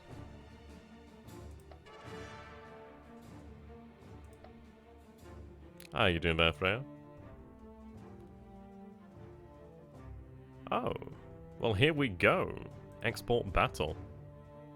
Okay. Battle exported for Field of Glory 2. Select Empire's battle from the battle menus. Yep. There we go. So we're going to go ahead here and fight our very first battle, actually. And to be honest, it's a good thing that we do have the Seleucids to actually back us up, really. So go ahead and launch the game. Oops, ow. You'll see it doesn't actually take very long to get this going, so it's going to be really cool, actually. I think we have... I think this is going to be really nice. It's going to be awesome to have our first battle here. Right, let's go Empire's battle. Indeed, the best part of the game. Yep, I mean, I think it was the right decision there to hold back. Otherwise, we would have had our skirmisher cavalry.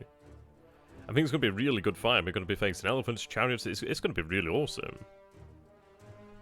We are balanced as such, but it's really going to come down to just the terrain and just... Right, so Bactrian versus the Indians. Rout the enemy army by routing at least 40% of their troops and 25% more than you have lost, or routing 60%. Ooh. I mean, this is open plains here, so this is a little bit harsh. Okay. Yeah, there's not exactly anything here, but this works for us and against us, but I'm going to be really using the rough ground here. To my advantage as much as possible to a degree. Right. I think... this is in our force as well. Is this like the garrison as well, actually? Bactrian, okay.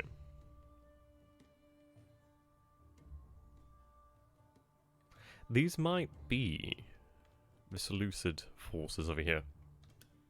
I'm sure we'll be able to figure it out afterwards. Okay, so what we're going to do here then... just get things moving for the time being. I'm glad that we have the cavalry here. I'm just going to move them just so I can get to them a little bit easier. So what we're going to see then is what do we have then? So heavy infantry, urban.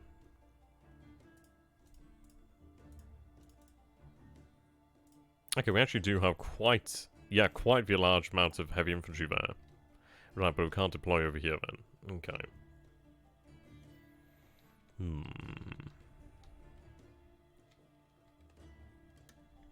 I'm going to make use of this.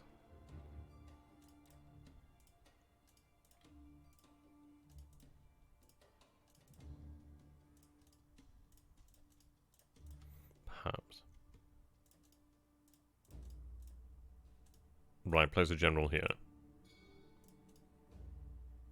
So swap the units over.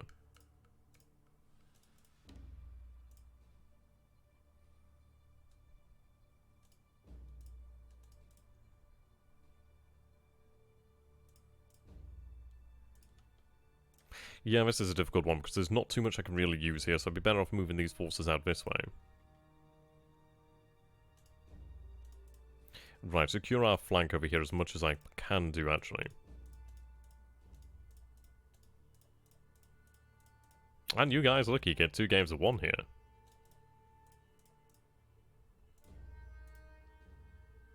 Keep you as a reserve, really.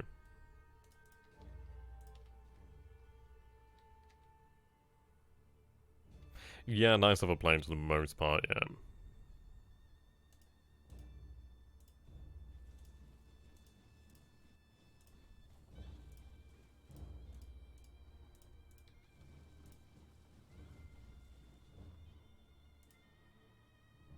Right, okay.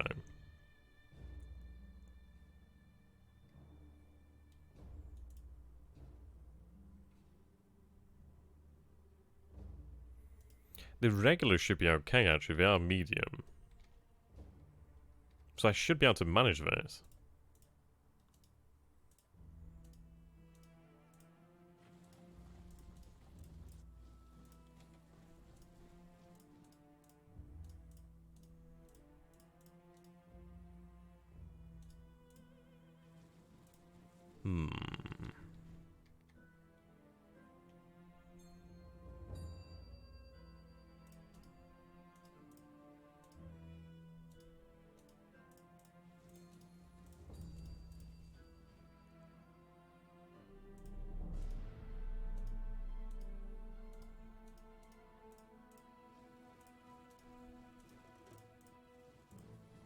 Okay, what we're going to do here then. I don't want to just sit in a corner as such.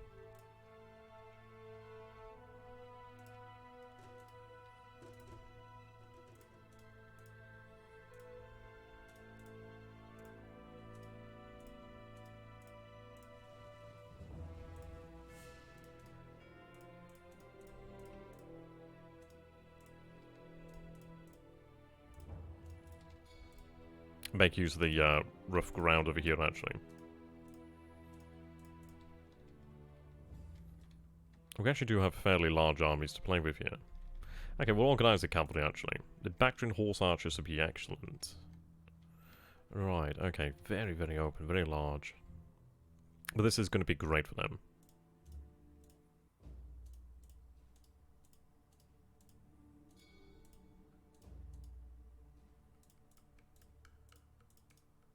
Pretty general in here.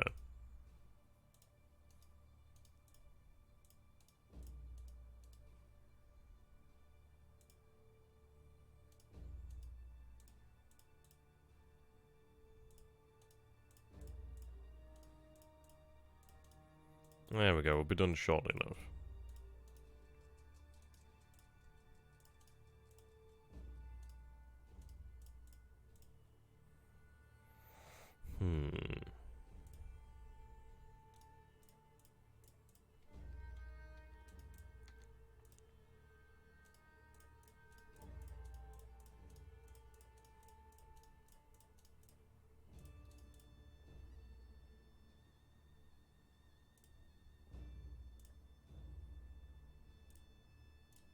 What I'm looking at doing then basically is I'm going to have the actual flank here secured by the rough ground.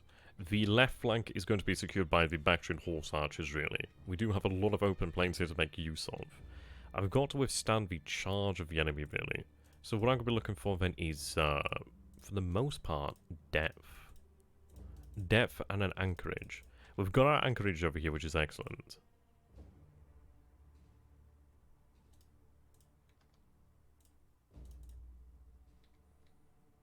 That's definitely a big, big bonus there.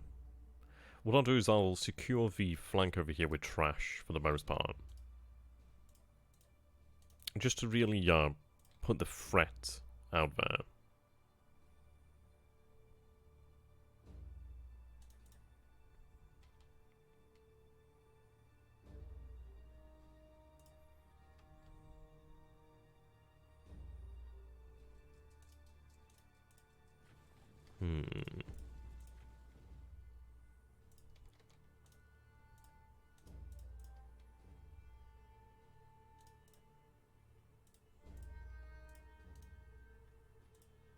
Okay.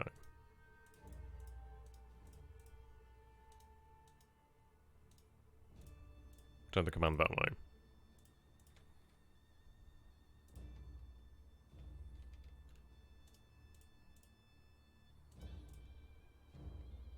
I do have some mercenary cavalry, which is excellent. So what I'm going to do here then is have the cavalry really look after the skirmishers.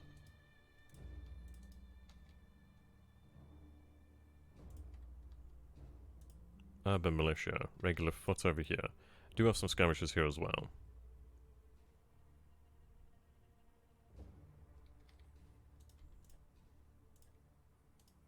Take you out here.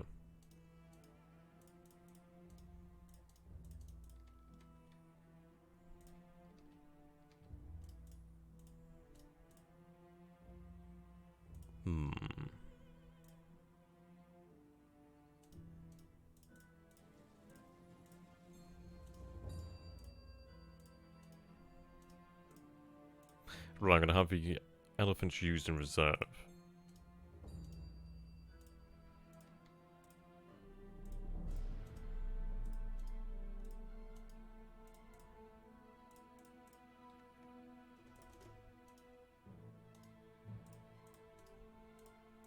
So place them under the command over here then, which is fine.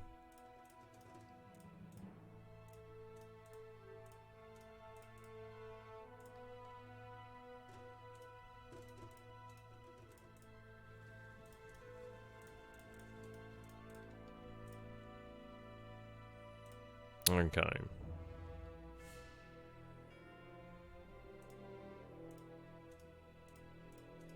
We'll be done here shortly, guys. We're just trying to make something that's going to be decent enough.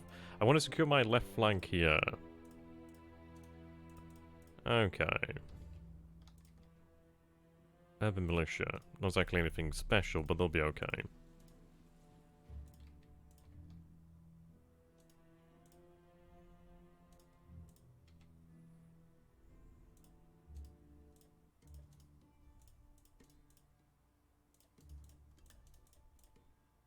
Okay, that looks alright. Do have a regular foot over here.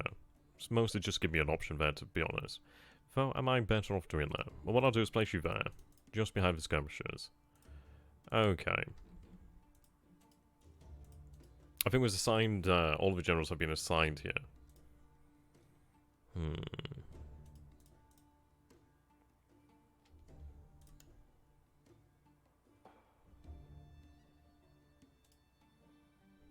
Have you used a reserve? Okay, we'll go with that then. I hope you guys are ready and let's go forth into battle. Yeah, look at those elephants there.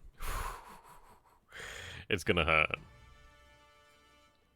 Yeah, so we have 1, 2, 3, 4 elephants.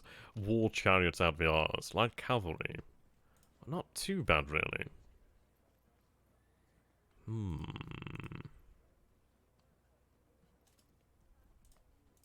I think the horse archers are going to be superb here. Okay, what we're going to do then is advance you. Potentially, well, actually, no, I'll advance the command. Out of range. We'll hold off here for the moment. Then potentially I should probably make the use of, yeah, out of range. They'll probably back off if we are attacked. Okay. There's a lot of massed archers there. Close fighters. Interesting.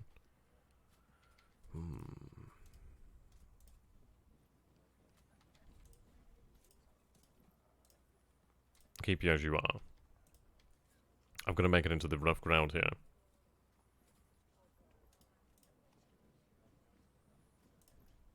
Out of range for the moment. Move the command.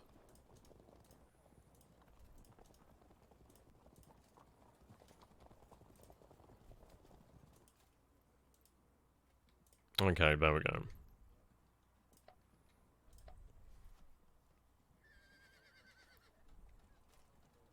So quite a large battle here, actually. It's an interesting one, at least it will be. It looks like they're staying put for the time being, then. We might be able to make them pay for that. Right. I'm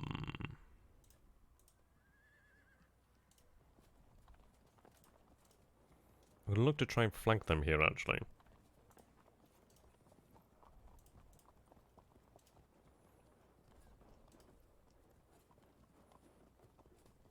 That's in shooting range at the moment.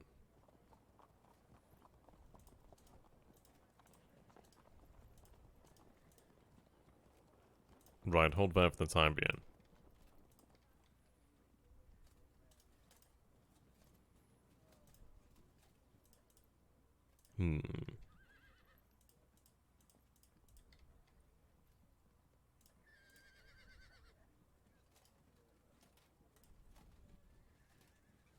Okay, we'll turn and fire.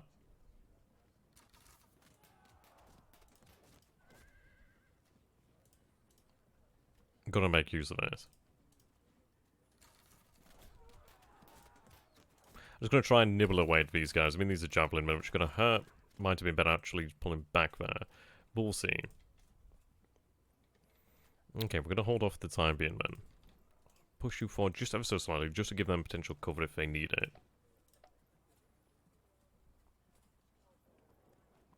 Okay, yeah, these are light horse, javelin men. Ooh, they're charging. Right, evade them, that's good news. Ooh, god, yeah. Don't want to get too close to skirmishers. Should have remembered that one.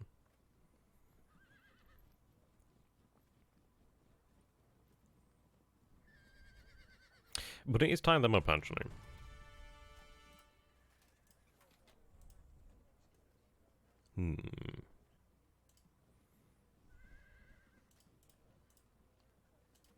Right, get out of there. Can't really win in a close-up engagement, to be honest.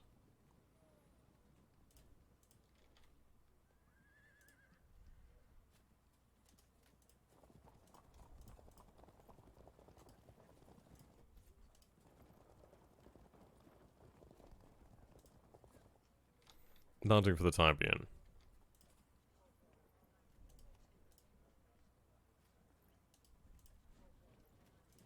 Okay, we need to concentrate firepower now. So we have the general over here. Just gonna pour the fire into him. Do jack shit.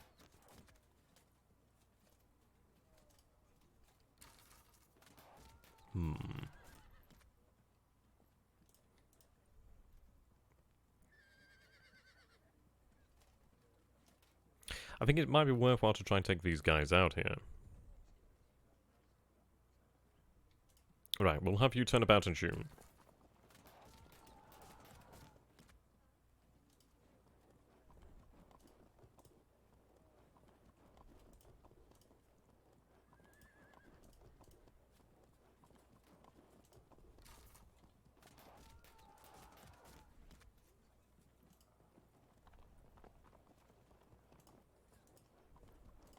Right, back off there.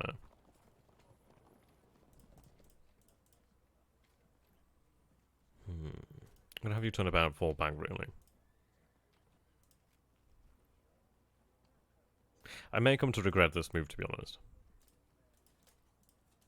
Right, we'll have you turn about. I'm gonna try and move you to the other side of the battlefield. But we'll see. We'll see how things go. Ooh, yeah, that hurts. That really hurts.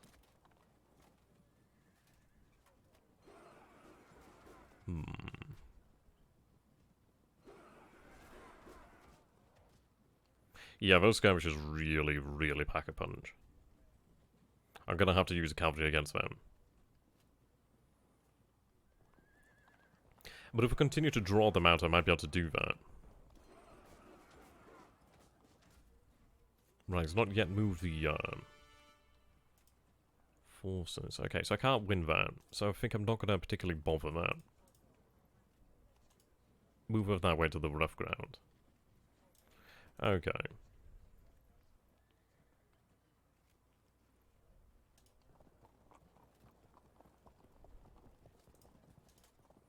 Now we can start causing some damage.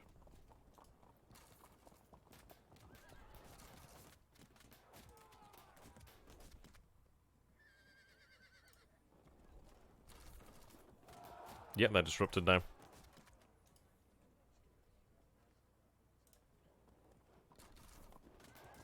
Try and break them if possible, really. Okay, what I'm going to do is wheel around here.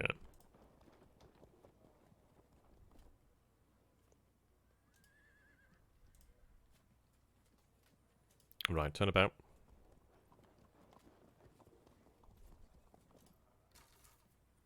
Yeah, I do have the numbers here, so that's very good. I've got the advantage. So we'll try and move, obviously, additional forces over this way, which will be quite good. I mean, this is actually going to be a quite important battle. I mean, if we do win here, we do really land a pretty critical blow against the Indian Kingdom, really. Right, I'm going to continue to back off over here, as much as I can, really. If I can continue to draw the skirmishes out, that's going to be excellent. So what I'm going to do here, then, is we're going to turn about. Well, turn this way, but I'm going to try and turn to face them to get the charge on as needed. I'm going to move you up this way. It doesn't look like we're going to be expecting much in the way of, like, a threat from this way. So that's not too bad, then. Okay. So we'll see what the Indian army has in store for us. Right, chariots are turned about. But they're not very maneuverable, are they? God damn, they have so much in the way of movement. And unit's probably going to break at some point, so we do have to turn about quickly. But we have got a flank here, which is awesome. So if I can get the infantry involved here, getting the cavalry involved, we're alright. He's not advanced his main line as of yet. Right, gotta crack this unit. Hello there, Paul. It's good to have you as always. Right, turn and shoot. Right, that's really good. fragmented. Yeah, how many is in that unit? 174 out of 240 men. We are getting there. Yeah, that's taking a lot of damage. I really do not want to be in the line here. That goes without saying. So we'll pull back. Same for you, pull back. These horse archers are actually really quite good here. Gives us a lot of potential opportunity.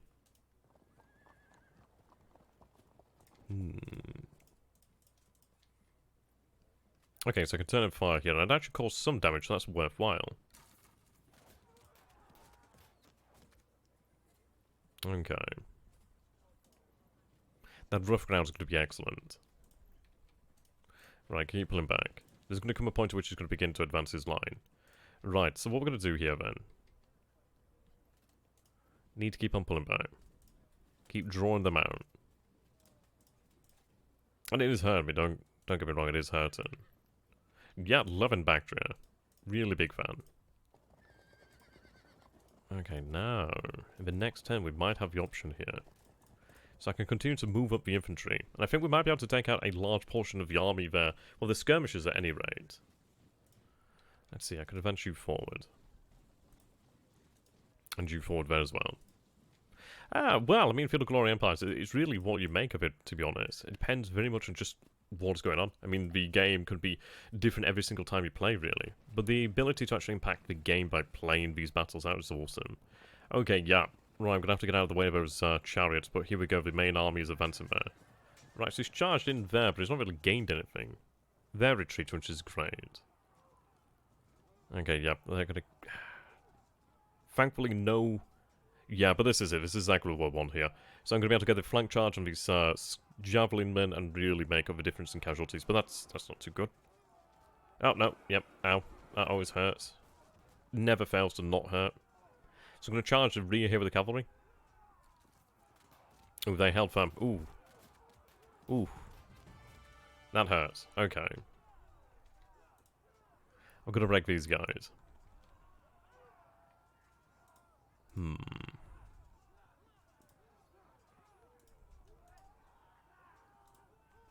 Alright, turn and fire.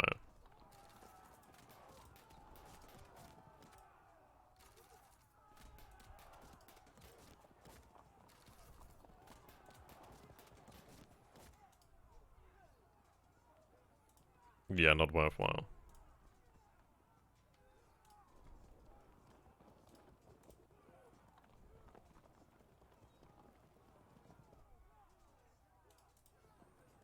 Okay, Luiz can still shoot that.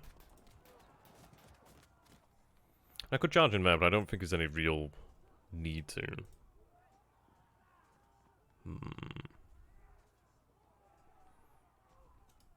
think we'll move to this position here. Turn and fire. Okay, yeah.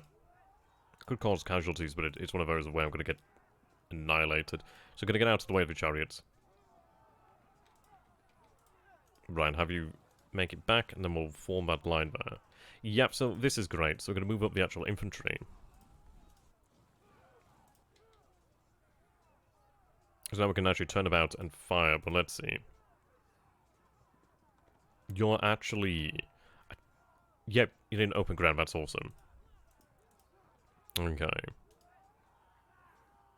We'll go with the impact there. Right, better evading, but we might be able to carry on charging. We'll try it here then with the actual charge. Right, evading as well. But yeah, we can actually do charge them. Flank charge as well. Fragment them, which is awesome. Okay, it's going to suck here, but at least we can turn about. The infantry will be able to move in shortly. Might have been better to potentially wait another turn, but this is it. You've got to really make the use the opportunities when you have them. Okay, so what we're going to do here then is turn. Move forward. Can't shoot in close combat. Okay, so I'm going to move back. Fire at you. Right. Oops. Turn. Concentrate fire. And concentrate that fire. Get some revenge in now. Okay, we might be able to turn it over here. Yeah, it'd be very good experience for the soldiers here. I mean, ideally I can maintain my strength.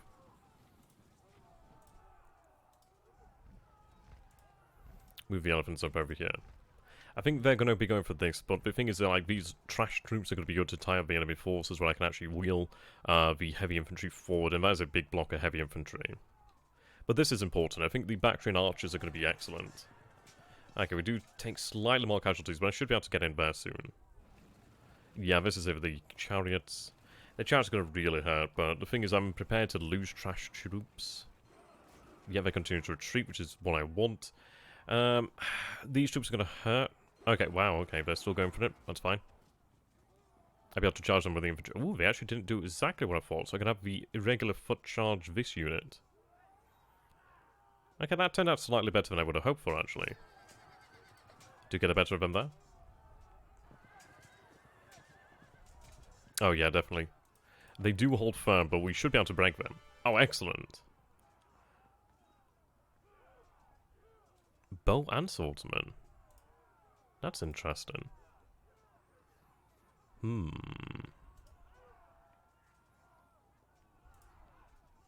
Okay, what I'm going to do here, then... I couldn't charge you. So what I'm going to do, then, is I'm going to charge you. Okay, so they evade over there. Alright, have you turn there so you can engage them. Right, now you're going to fight that, win it. Oh, they actually hold firm this time, okay. I could get a rear charge there. Yeah, we'll go with that flank charge. Rear attacks are rare, so that's going to do a lot of damage. Yep, they break. And we charge on, so we avoid that. Yep, we hit them again. They hold firm, but they could have broken there. But the good news is they can now turn about. Right. What I'm going to do here, then. So, move here. Move you up over here. Put that fire into them. They'll be charged there next turn.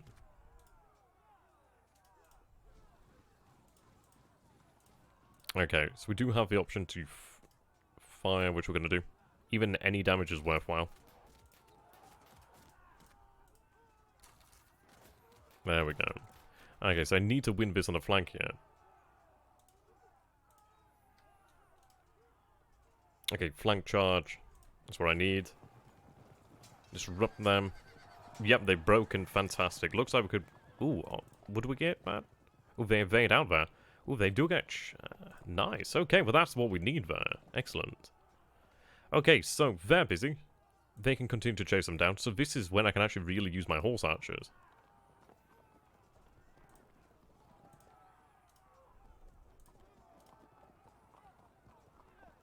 Turn you that way. But you... Ah, yes, you can fire.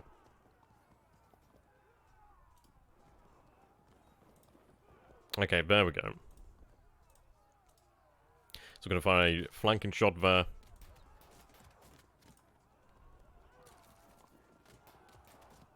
Yeah, just causing some issues here. I mean, this is it. They can't really be afford to take this sort of damage, can they?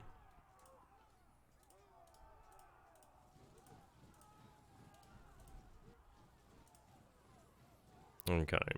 What I'm going to do then is soon... Well, I'm going to march the block of heavy infantry forward once. There we go. We're starting to win little victories now, which are going to be very important to the actual overall flow of the battle. Yep, they're going to rout off the field there. Right, they do rally, but they're in a bad position. He's advancing his main army now with the elephants. I mean, the elephants are going to hurt, but I will be able to take them with numbers. Yep, looks like the chariots are not going to turn about, so that's excellent. So I can actually potentially put down a lot of arrows into the rear here.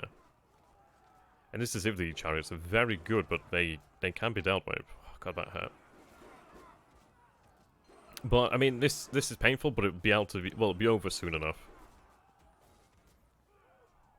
It'll be over soon.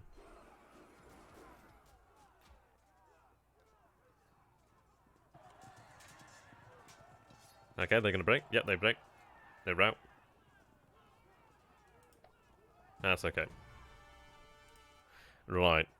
So I'm gonna turn. Then next turn I'll be able to charge here. Okay, we'll charge them. They're gonna evade, but that's okay. They're in a bad position now. Okay. So put the shots in there.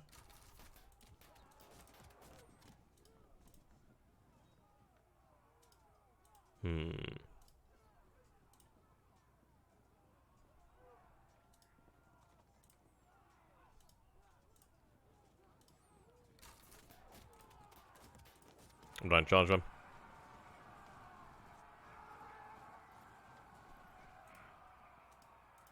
Charge here. Yep, looks like we get the flank charge. That's what I need there. Disrupted. They do hold firm, but this is it. They're tied down now.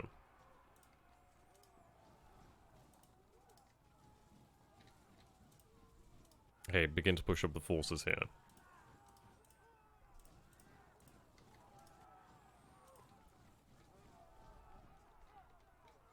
Okay, but this is excellent.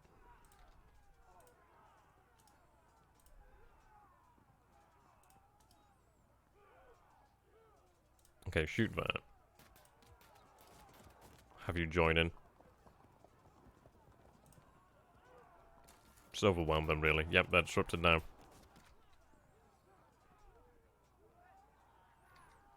Can't really leave Javelin, man.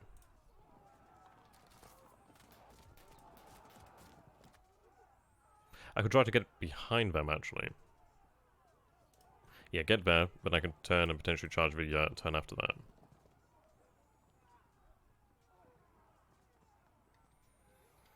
I'm going to continuously harass here.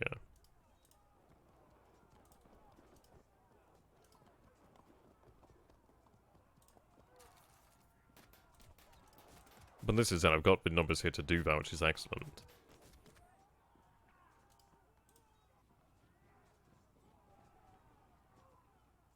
Not huge amounts of cavalry, but it will be worthwhile. Sorry, casualties, sorry.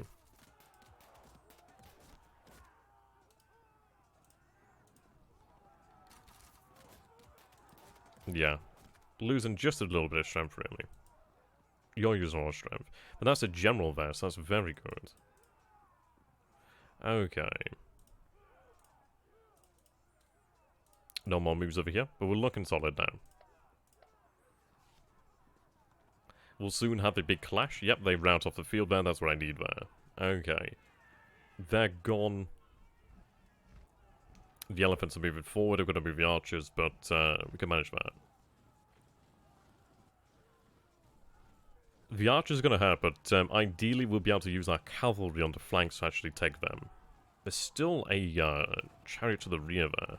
Yeah, these chariots do move fast, but the thing is, his chariots are outpacing his main line here, so I think the trash troops will be able to take the chariots. Best case is going to be... Oh, God, I hate how much damage they do. It's incredible. I hate fine javelin. It's do so much damage. Besides that, where they don't do that much damage. Right, held firm. Yeah, you don't want them on the flank.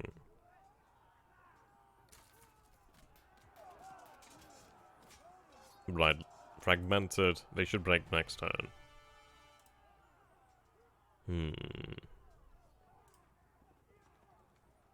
Right, we'll get you out of the way. Well, at least you can turn and shoot here as well, which is awesome.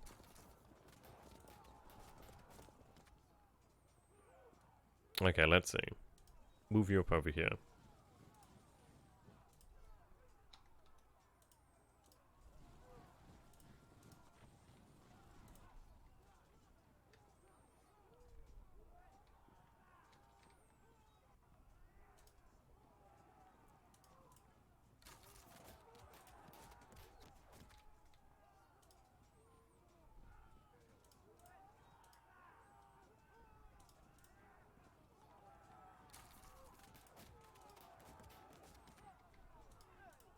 Right, can't shoot that.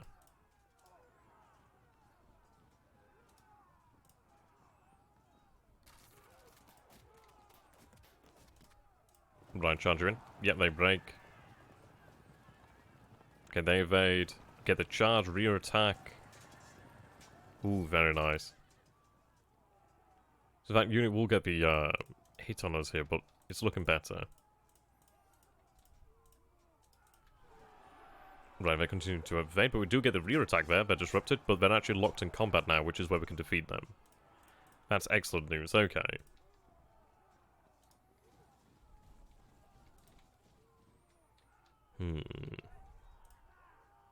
What I could do is actually move over this way, out of the way of the elephants, force them to really just turn about. At least perhaps.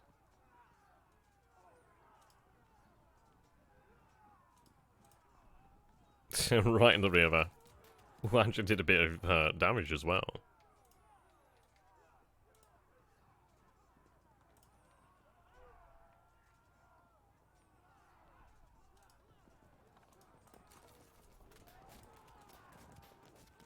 %87% chance to win. I guess we'll charge. Fragmented. But I'll be able to charge them. 80%. It's not a flanking charge.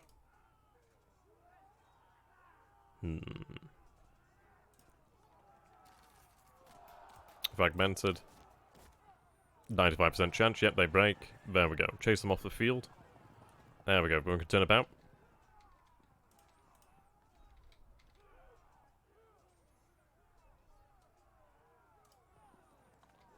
There we go. Far into view.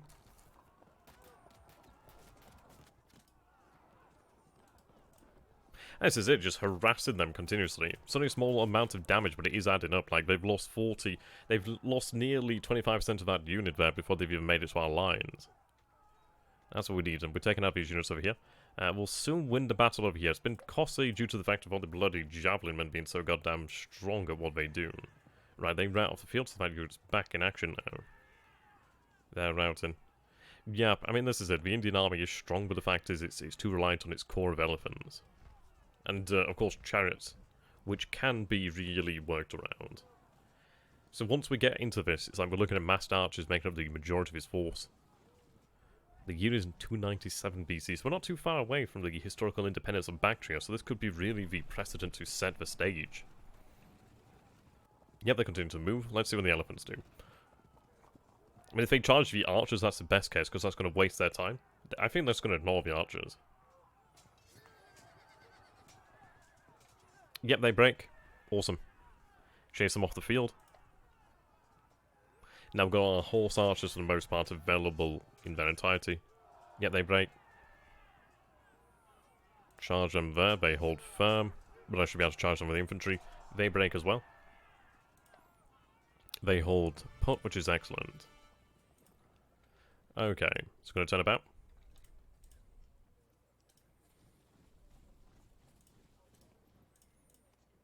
Okay. Close the distance.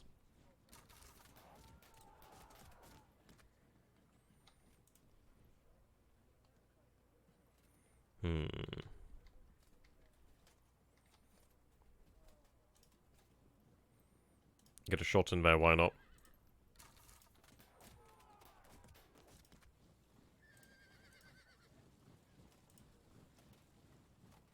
I'm going to start to roll the infantry up over here.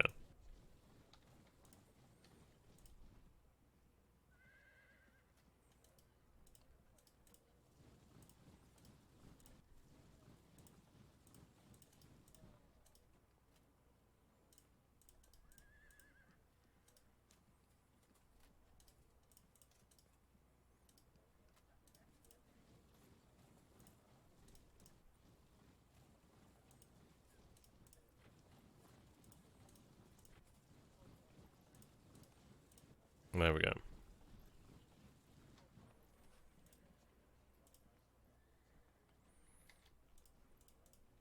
So you can see this is really starting to work into our favour here. I think I might be able to even get even closer here. Yeah, but that'd be a flank charge, which is really nice. I mean, if this was like a non-light unit, that'd do a lot more damage. Yep, so shoot into the rear.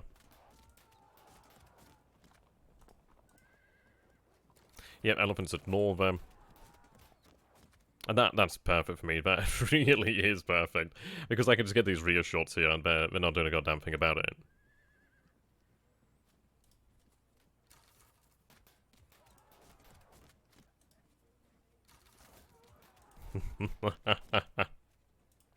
Okay, now we can bring in the actual horse archers, at least the ones that remain.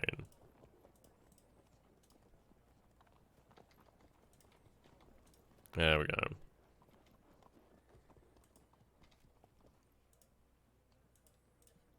We've got some real nice, strong backup over there.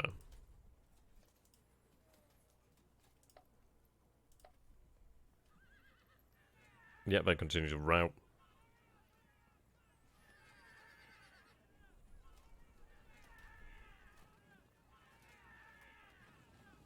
Yep, they're moving in. Close fighters.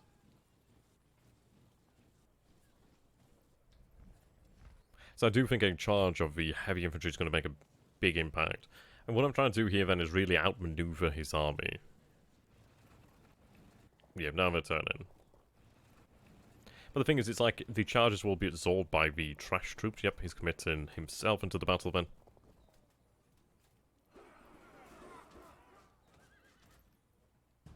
There we go.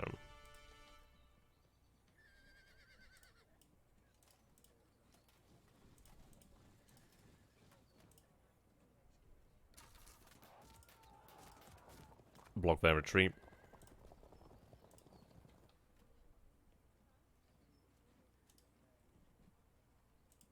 So they're disordered here, so I need to try and get out of this. But what I'll do then is move there.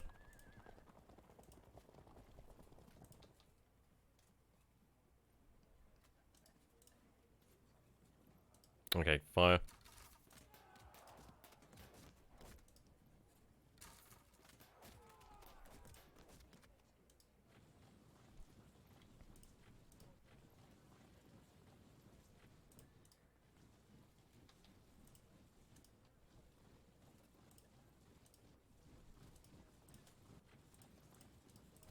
Oops.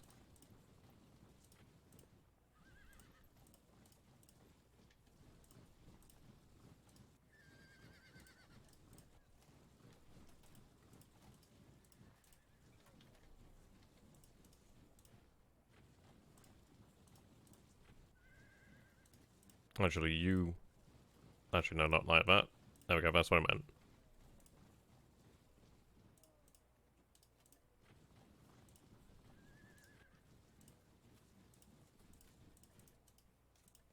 There we go, I know it looks weird here, but what I'm trying to do is basically reform the line without breaking cohesion to a degree.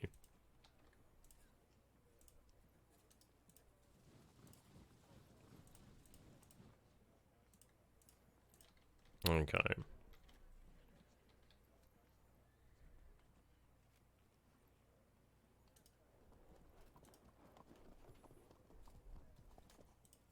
I mean, like, he's taken a lot of damage. That concentration's really hurt him.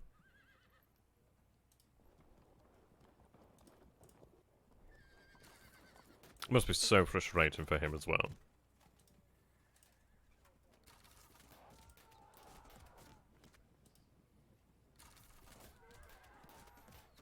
There we go. Be able to get the rear shots on the elephants. Maybe not so close. I don't think I can actually touch the elephants. So I could go for his archers over here, actually. I think that'd be the better idea. Charge them from the rear, then they can't do anything about that. There we go.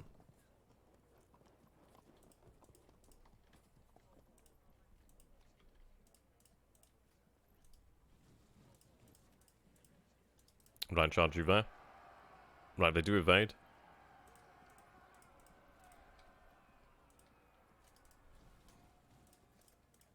Okay, but I think we are looking good here. I mean, look at how the battle lines have shifted. We like were previously there, but yeah, it's just it's really like we are forcing them into a smaller pocket here to a degree. They keep routing. Skirmishes are a pain in my ass, but yeah, they're gone soon. I'm gonna look towards charging his massed archers with my horse archers, the Bactria horse archers. Like, we did come off slightly worse there. His infantry is pretty good, it seems, but I should be able to maintain strength here. Yeah, charge the archers. I mean, those elephants are going to hurt. I've got to break the rest of his army before this gets in contact. But I've had a lot of time to do that, actually.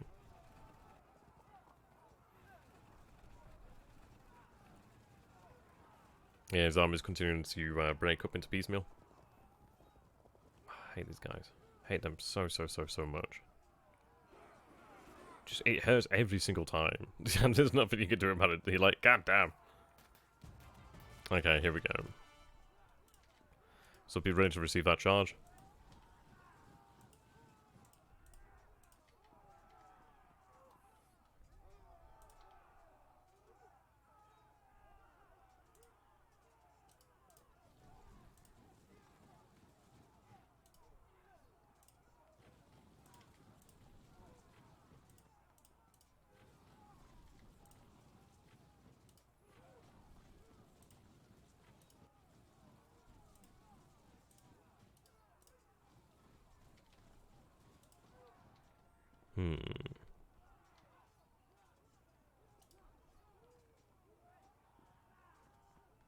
Not really worth it as much.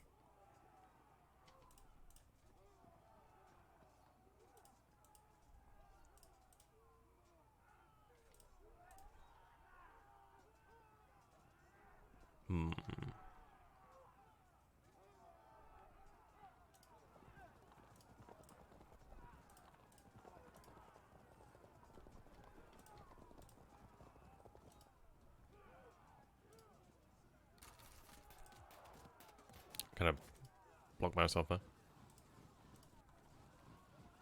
Still not catch them.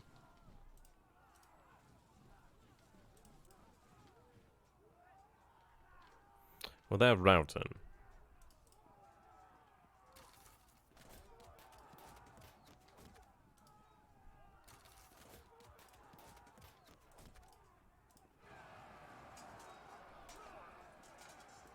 Okay, what I'm going to do then... move you in here.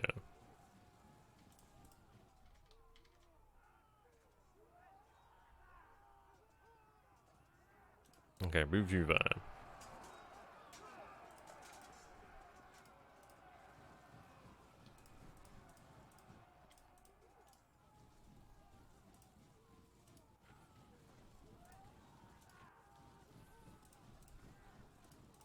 So what I'm going to be looking to do in here is really overwhelming him on this flank.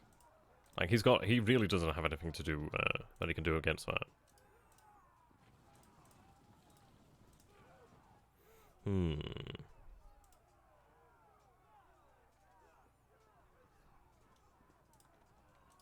Right, turn of fire here.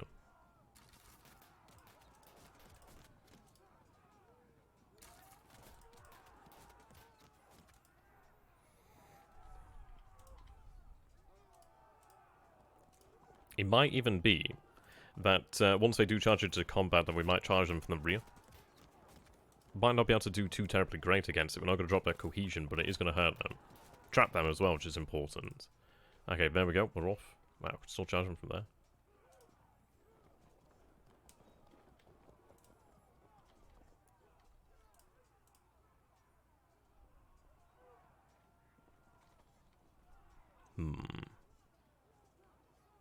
Actually, I think we'll bring them here. I can't really do much with that elephant being there. I just can't damage him.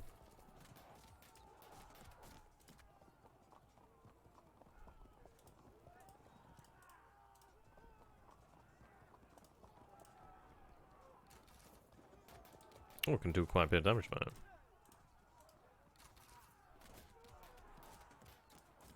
Okay, we'll be ready to receive the charges soon.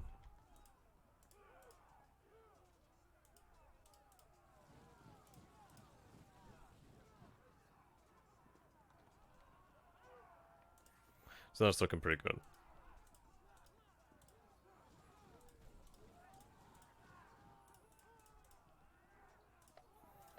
There we go. I think this is the advantage here, isn't it, really?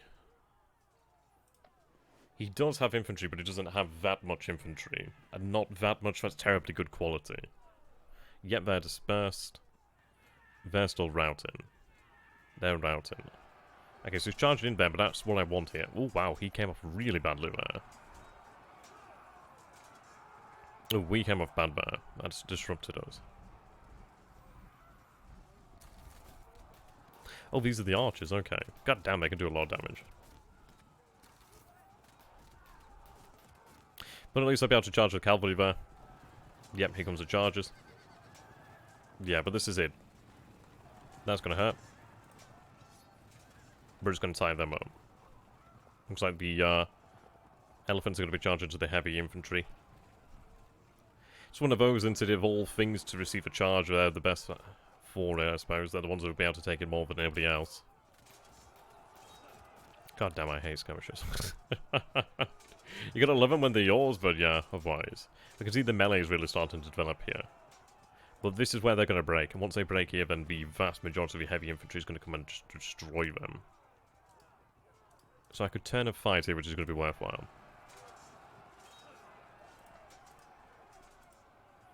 2-on-1 now.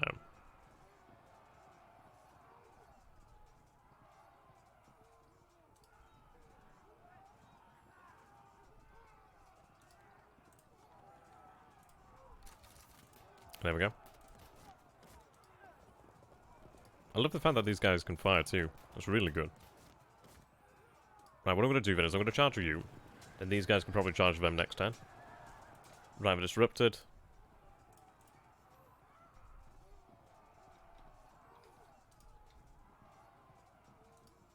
Turn and fire.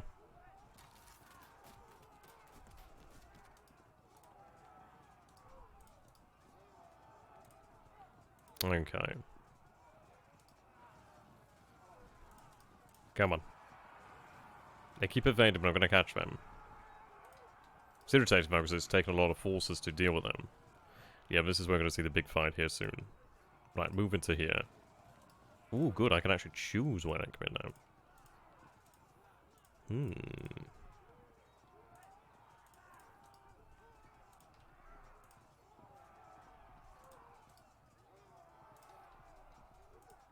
going to help them out. Considering that these guys are disrupted. Okay.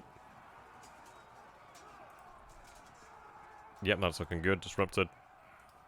Oh, you can actually charge here, so yep, we'll go for that. I think that is a flank charge, perhaps.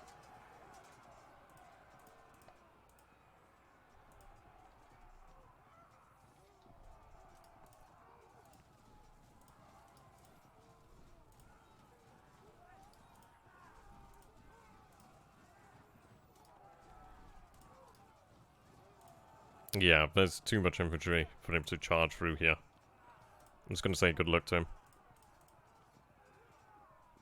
Move to the flanks.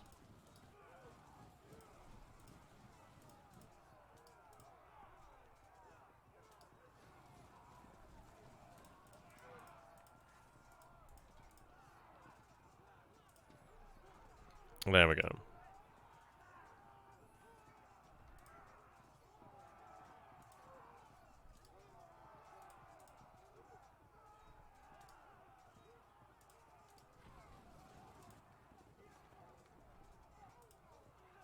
Right, move the irregulars in front of the heavy to shield them.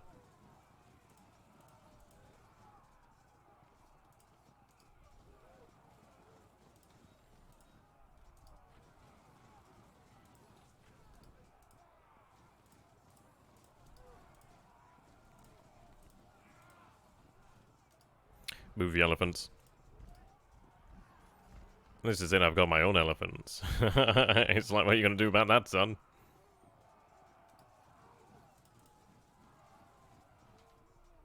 You ain't gonna do jack. Okay.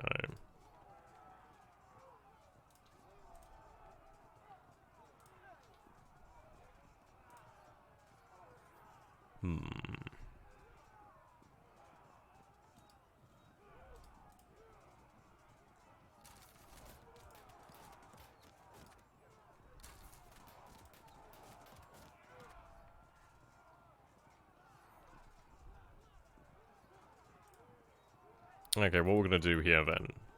Move around, we're gonna get into the rear there.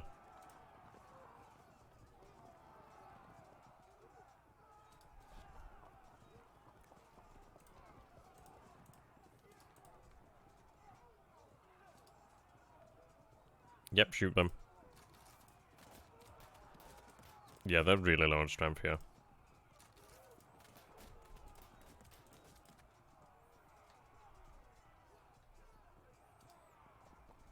I think the battle really has turned in our favour. I'm going to keep on moving so I can actually flank the actual archers. But these Bactrian horse archers are just fantastic. So useful. Right, there we go. I mean, the elephant's going to hurt.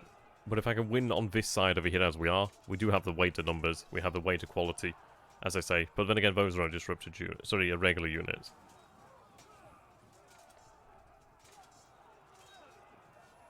We'll win, especially with the horse archers coming in.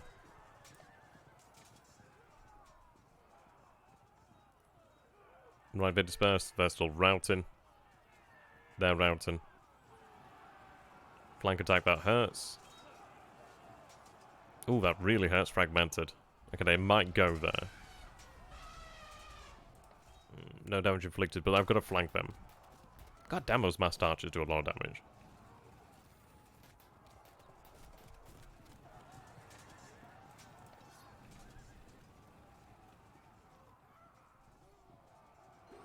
I hate those guys so much. Right, the evade. A little bit of an awkward menage a trois.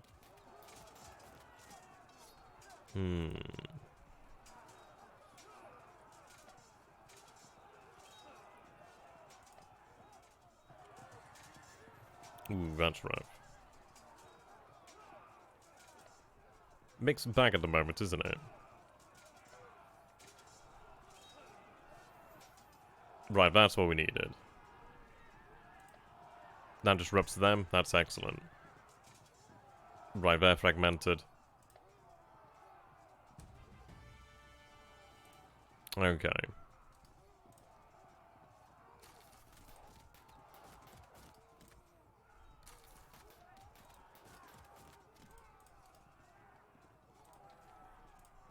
Right, we'll chase you off here.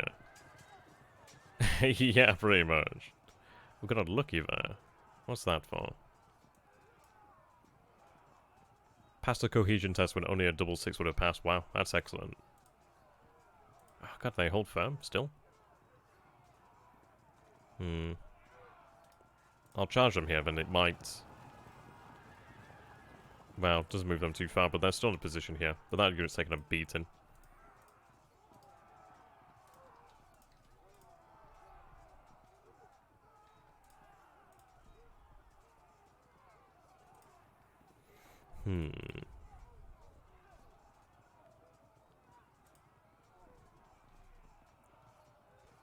They can pass through the lines there quite nicely. Okay, I'm going to break this chariot, I reckon. Or at least attempt to.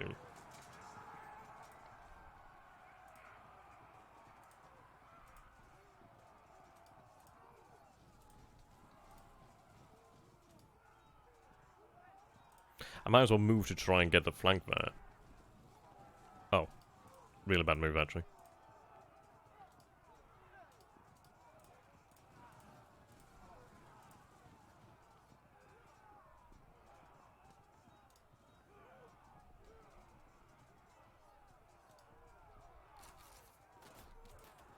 And this is it, we're still facing pretty tough units.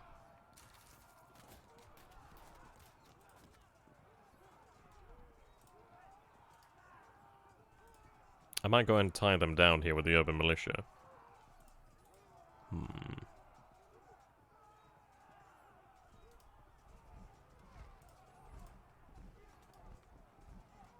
Good thing is I can get the elephants involved there soon. Right, yeah, I'm gonna move. I'm gonna tie them down with the actual militia. As I say, as I take a lot of damage there.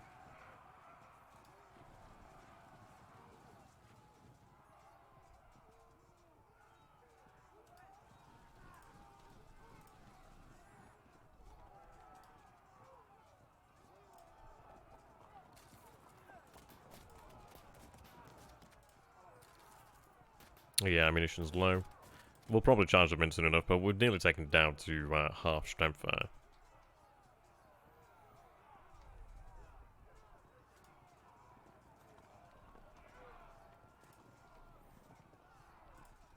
Yeah, they're routed.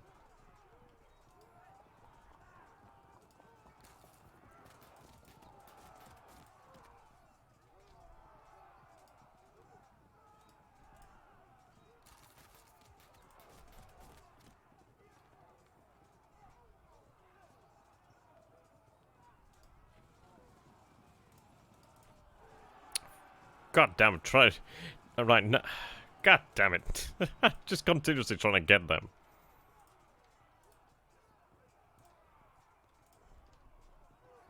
Hmm. 85% chance to win that.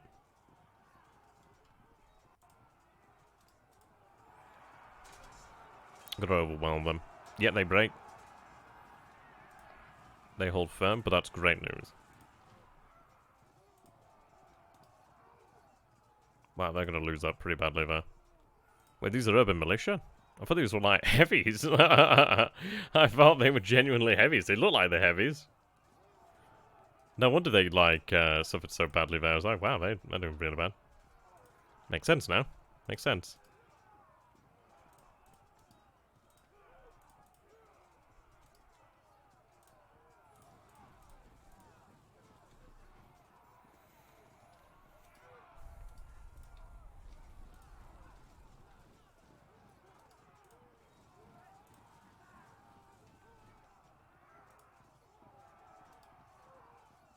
We're gonna get behind the elephants here.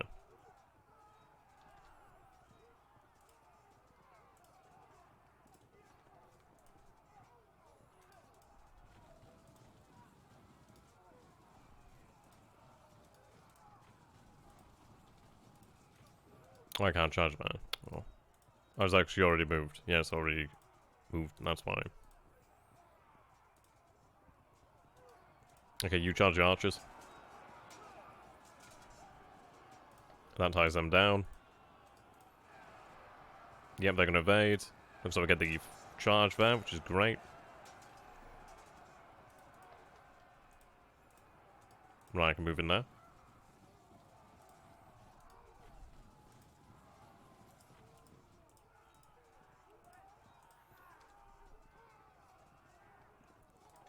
And this is where numbers are a quality all of their own, really.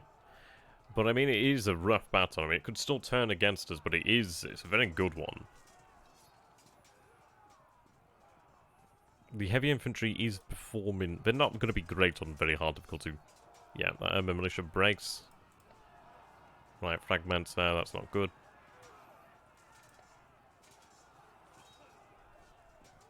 Okay, there we go, disrupted, that's right in. Okay, that melee is not so bad. That's bad, but at least they hold.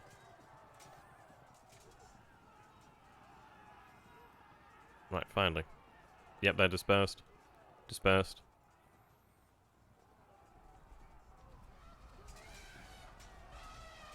Ooh, that's really bad. But we still hold.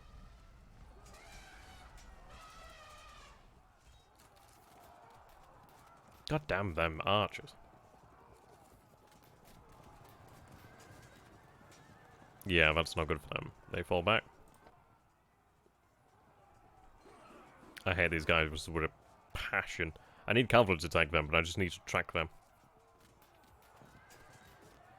Yeah, bad unit breaks, but that's fine.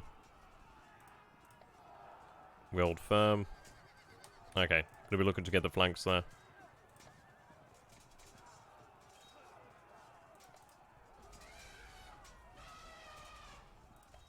Hmm.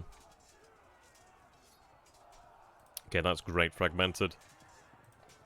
I've just got to flank the elephants. The issue is there's a lot of elephants here. Yeah, they're going to be going soon. Part of the infantry line is freed up now, which is great. So I'm slowly but surely flanking them. Yeah, they're disrupted. Good, they rally. Okay, here we go. We are coming now towards the final stage.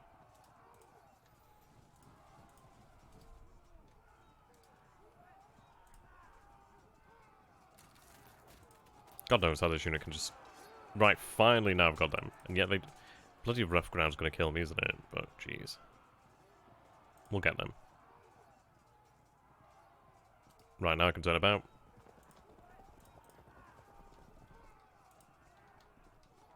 Okay, you can charge.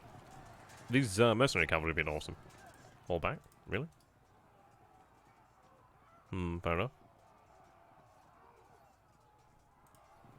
I didn't actually mean to charge there. Meant to click fire, but okay.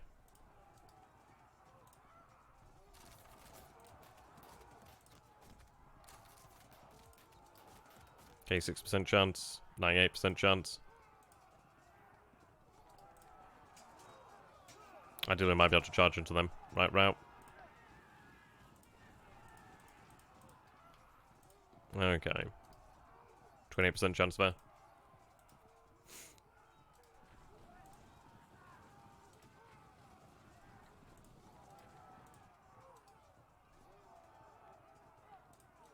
Will I move you there?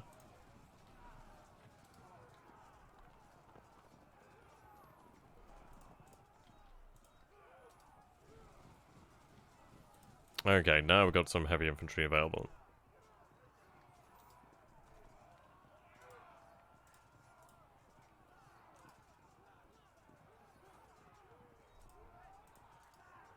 %92% chance there. But that arch unit's actually holding them in a good place. Good chance there, actually. So we'll attack the elephant. Wow, that really backfired.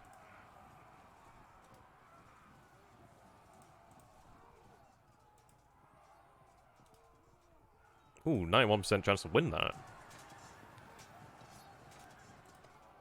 Came off bad there, but I think they're... Well, they are trapped now, aren't they?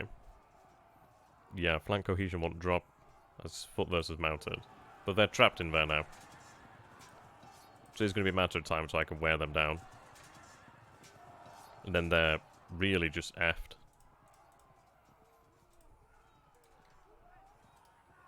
Okay. In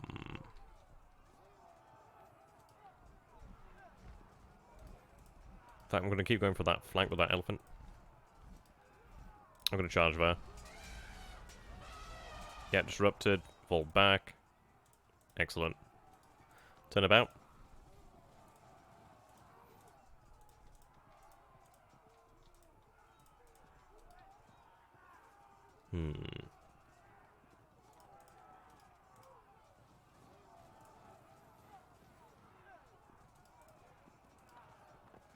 To be honest, as shocking as it is, we'll probably do more damage to him by just firing into them.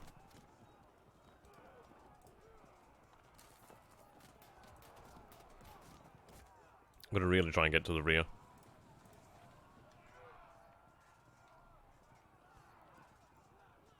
These guys are in an awkward position.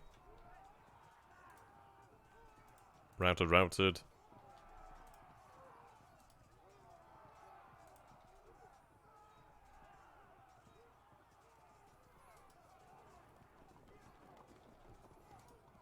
Ten and fire.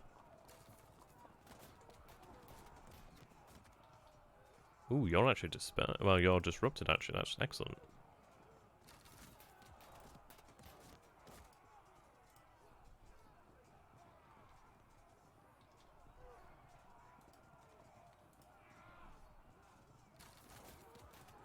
It's a tough battle, but I think we will win.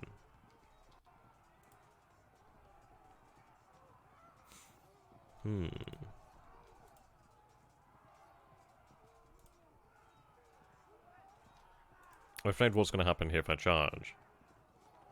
Yeah, a voice pack for the generals would be really cool, actually.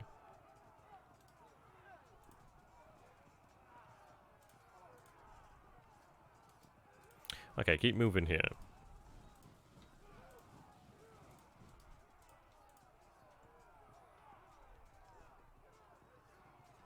Right, that gives me a chance to get these guys out.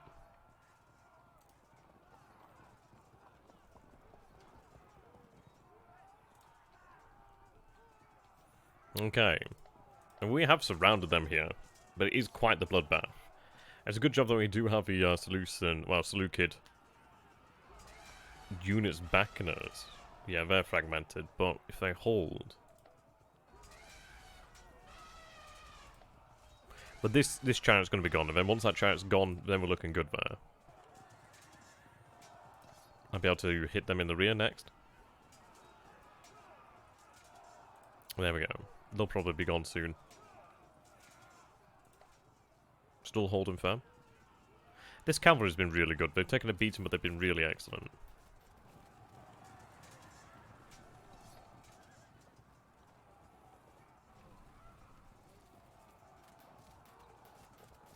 Okay, I could probably get the flank charge here.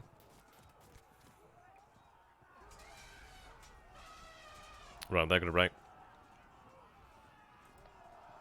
Okay, that disrupts my elephant.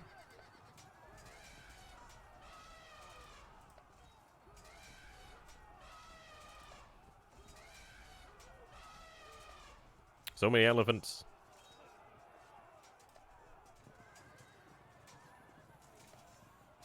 Ooh, they're taking a lot. Yeah, this is it. He's basically buggered.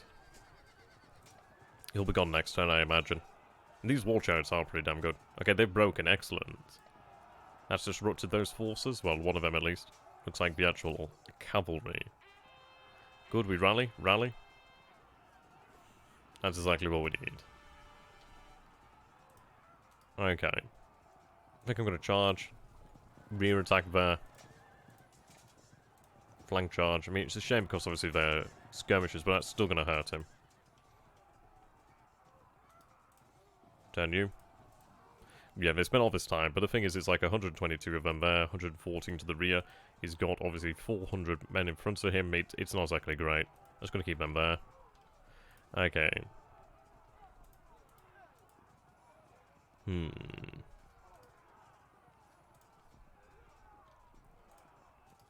Keep firing.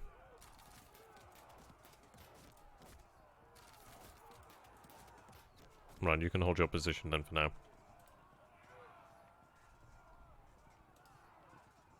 100% chance to win here. Get the general involved. Still holding. But yeah, it's just easy. Can't do anything against it. I'm just shocked that they haven't broken yet, but I think that's the fact of they can't.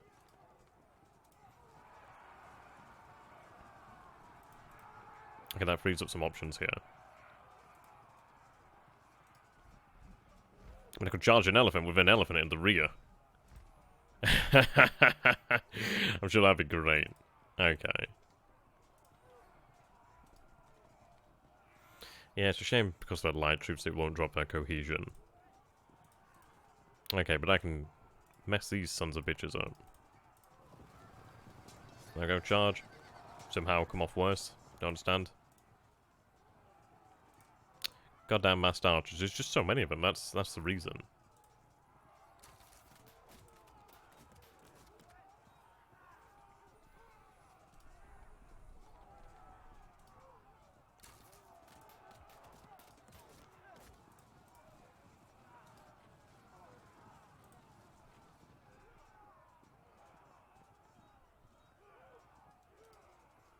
Hmm.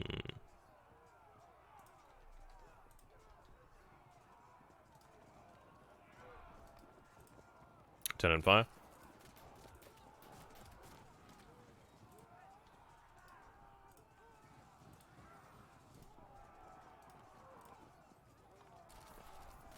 There we go, they're disrupted, which is great. Good chance to win that.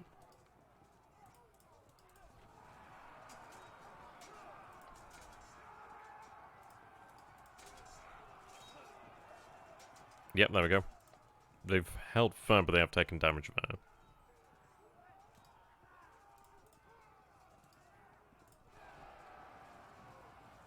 Okay, we're in combat now over here, but that locks them in place. Hurts. Bloody well hurts.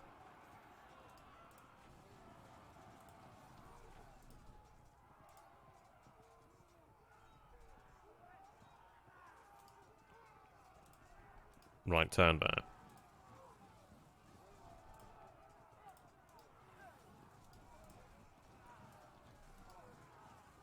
91% chance to win that. Yep, they evade out.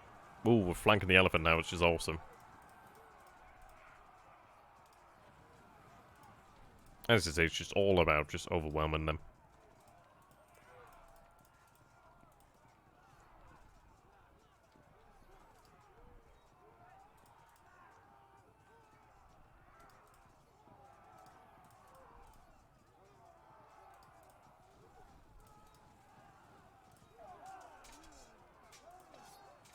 Finally get rid of that unit soon.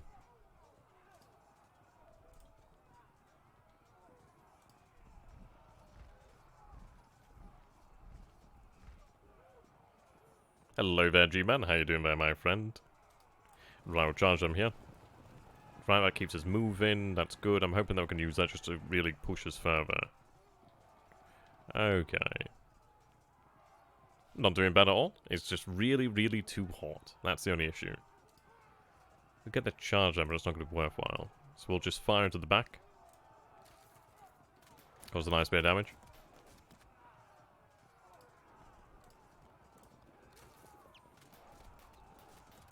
There we go. Only a few turns left now, but I think we'll be able to win the day here.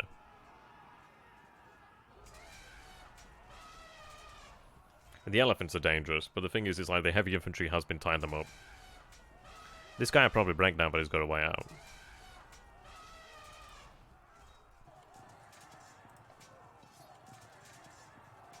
Right, fragmented, but I can get the rear charge. Right, they rally.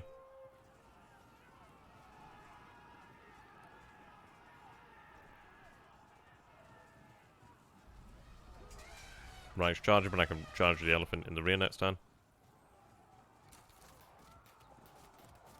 Or even I could potentially deal with the chariots. I mean, there's a lot of chariots, actually.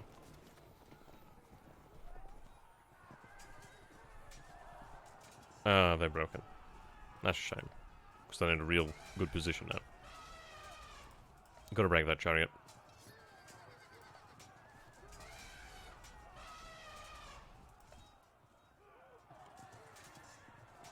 Come on, break.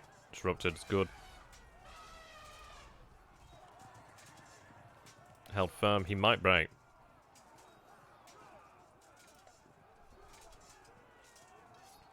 There goes broken, that's what I needed.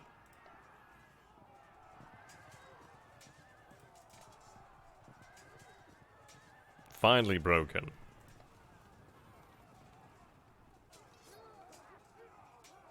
Finally.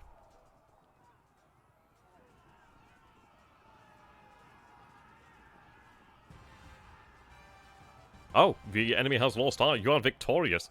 Okay, so unfortunately we weren't able to deal the decisive blow there, but we do have a victory. My lord, we can claim this as a glorious victory for the kingdom of Bactria. I just... just look at the dead. I mean, this is it. It's like, it looked like... doesn't look like there's many, but it's like, there's a lot of dead bodies here. A couple hundred men have probably died of this. And if we take a look at this then, so we began, so the Indians had 4,431 men. We lost 1,755. So the Indians, I mean, this is it, like, we outnumbered the Indians, basically 2 to 1 here, and then some. Well, actually, yeah, about, just a little bit over 2 to 1. But the thing is like, they had a lot of elephants. They lose an elephant unit there. But that's good. I mean, this is it. 58% of the army is lost here, 11% of the army. I mean, we could have carried that on and won there. So we'll take that and put it back into Field of Glory Empires and just really see what difference that actually makes. But it's awesome to be able to go into the actual game, fight these battles, because I don't know, I don't think we could have potentially have won that one if it had been like auto-resolved. I think we'd have got our asses handed to us. Indeed, blood for the blood god. Skulls for the Bactrian thrones. It's one of these, isn't it? Double game today. You get Field of Glory Empires, you get Field of Glory 2. What's not to love? What's not to love? Yeah, look at that. So we take out a lot of these units here. Let's see. Player of games. Play battle on the Field of Glory 2, win it. Awesome. Yep, so we actually don't lose any units, which is fantastic. Some of our units are a little bit of a harsh thing, but yeah. A lot of these guys are down. He didn't lose these elephants, but we could probably take them out. That army has been pretty much shattered.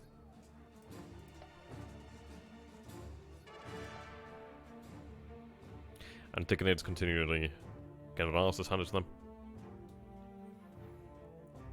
But what goes around comes around, really. But hopefully that might lead to us actually getting some lands then from the Indian kingdom there. I do wonder how much force he has remaining after that. But that was a big blow. Yeah, look at that. It's only 33 there.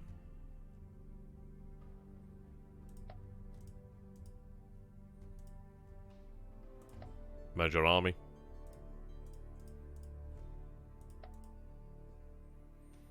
There we go. Looking pretty good there. Yeah, skirmishers. Regular infantry.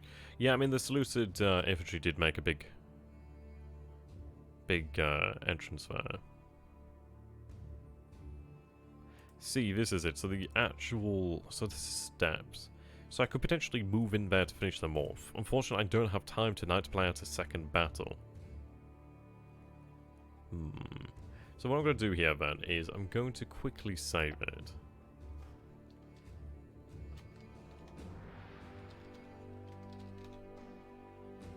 So save it there.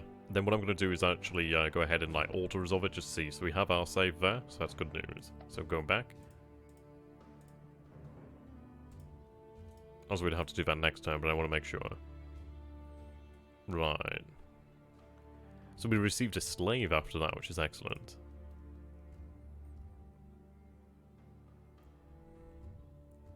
I mean, that's fantastic. Gives me a lot to work with there. Could probably do with the gold.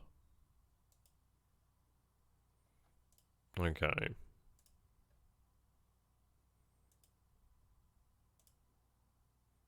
Right, that's going to keep me going there. So we're looking pretty good. I mean, I think we have turned this about. I don't know how powerful they are.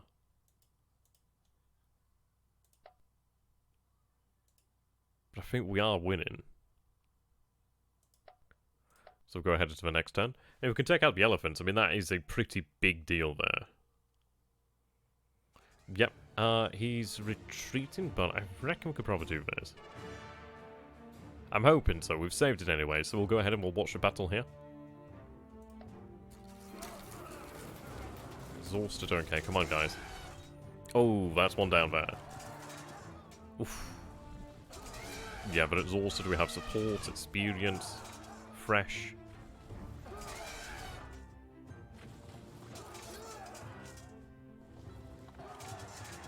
God, you know what, it's actually really lovely when you get to see this playing out. Yeah, flank them. Pursuit. Complete and utter victory there. I mean, we're just completely turned about the war here. Jesus, look at the size of that army. Victories all round.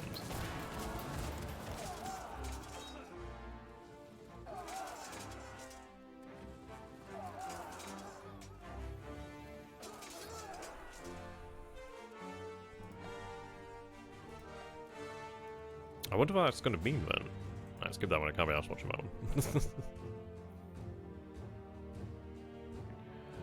one. Okay.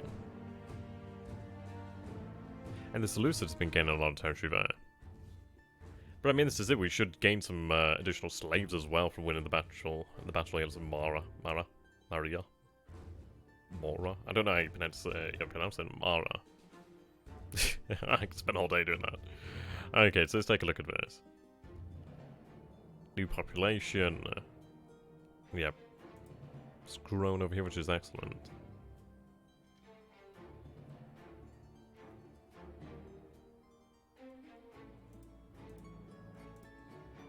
Okay, this province produces a lot of our wealth here. Really excellent province. Probably one of the, if not the best. Oh, so apparently I've conquered this. Interesting.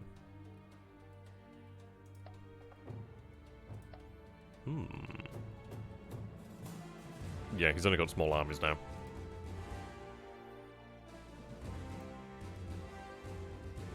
Yeah, that's our capital. We could begin to march in the capital.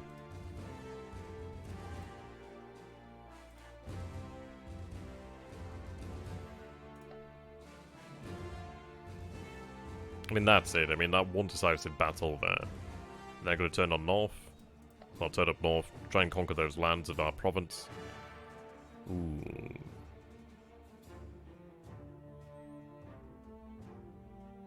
Right, they're defending. I don't think we'll win this one. But I've got that saved, so we can go back anyway.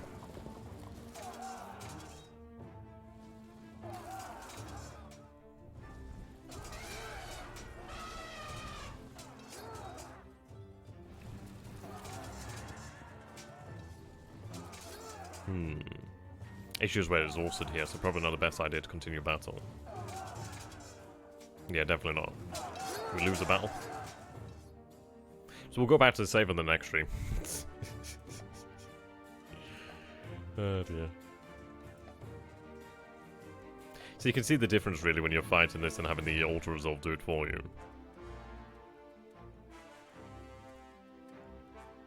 Oh, so we have some rebels over there.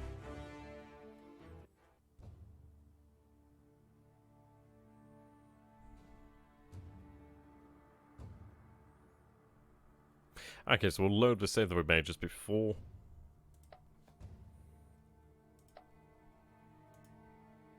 And there we go, load you up.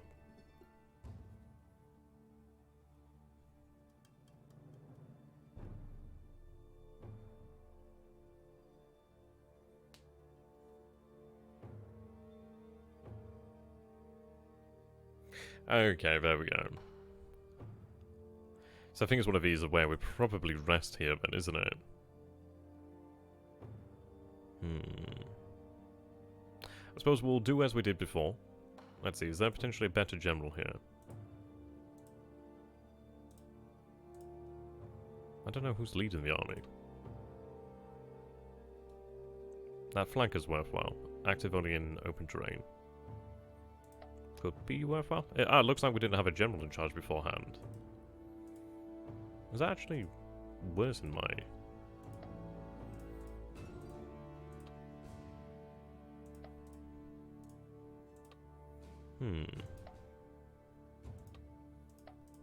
That's weird. So without a leader, they're actually better.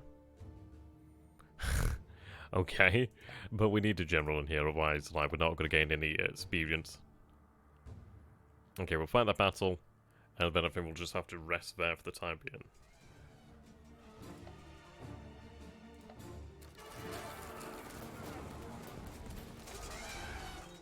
Yeah, you can see how important that is.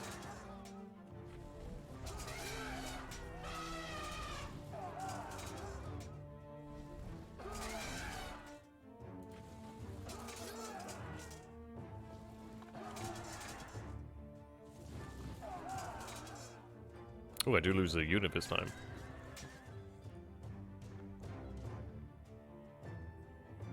There we go. So just wait for that.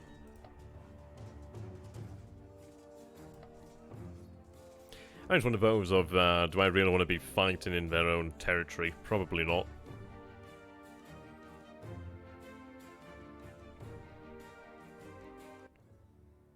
I'll see what we can do. We might be able to maneuver around them. I'm really interested in taking the northern provinces from the Indian Kingdom. Definitely more than anything else.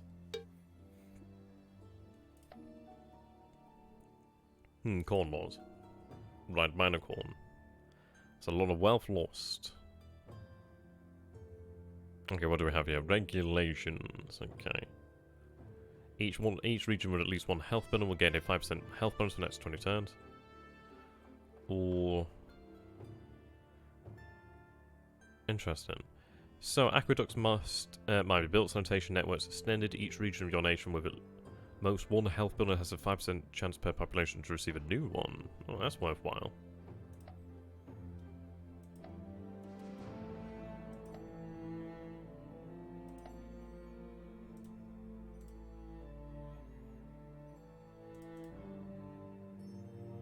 There we go.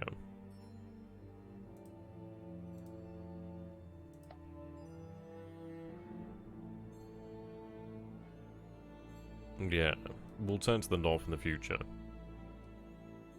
So we're aware that there's a decent army here. Ah, Artaxerxes is looking good right now. Yeah, it looks like the weather's turned.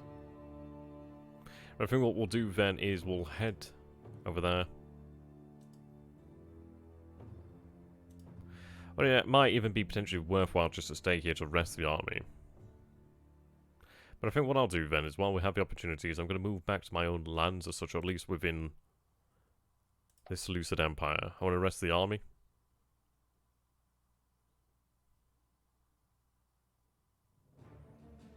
The most important thing is that the men survive and fight in other battles. The longer they survive, the more, well, I think they do gain experience. I think it's the quality that improves or something of that nature. Feel bad for the Antigonid, son. Feel bad for them.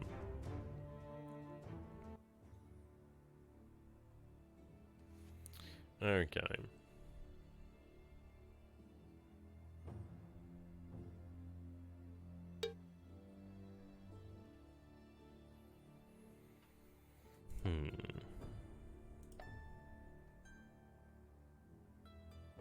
Oh wow, look at that.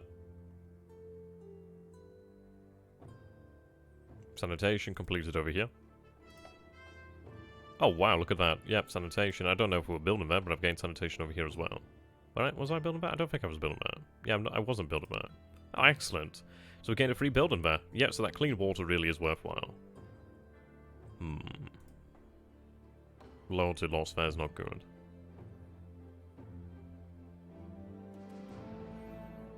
Yeah, I don't want them raiding this region.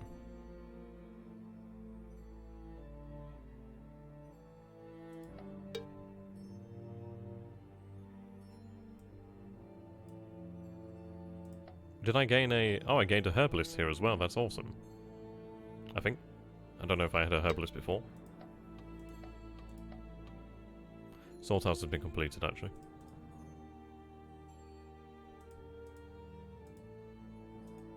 What the heck was that? Okay. Oh, right.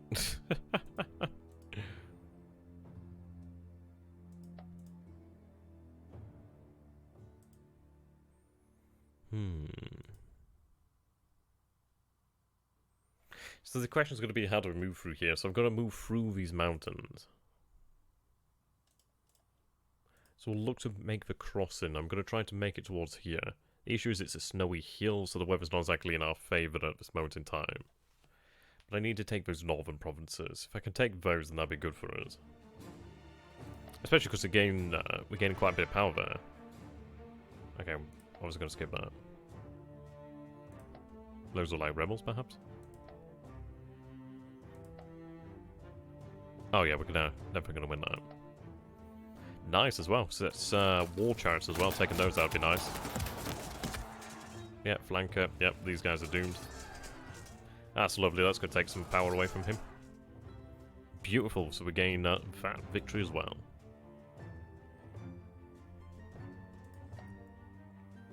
Artaxerxes gained in experience as well, ideally. I'm going to move to the north there. Oh, so he's going to have a large army to the south there. Ooh, see, this is it, isn't it, really? It's like, I could march on them, but I don't think my men will be... Well, they're not going to be rested, are they? We unfortunately don't have time to find a battle, but it's something to bear in mind, isn't it?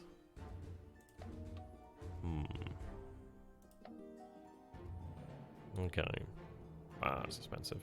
That's expensive. That's super expensive. Can't afford any of that. Obviously I've lost that. It's not like it was mine to begin with. Yeah, his armies aren't anywhere near as good. Obviously it's a heavy infantry, so they're quite tough, not gonna lie. That's a lot of... Yeah. Actually, no. He's not got that many. I imagine the stars is experience, perhaps? So it looks like a lot of our men are now gaining that.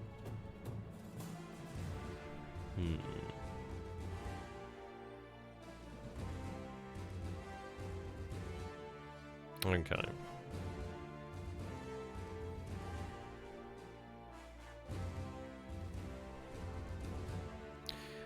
I'm going to continue to move north.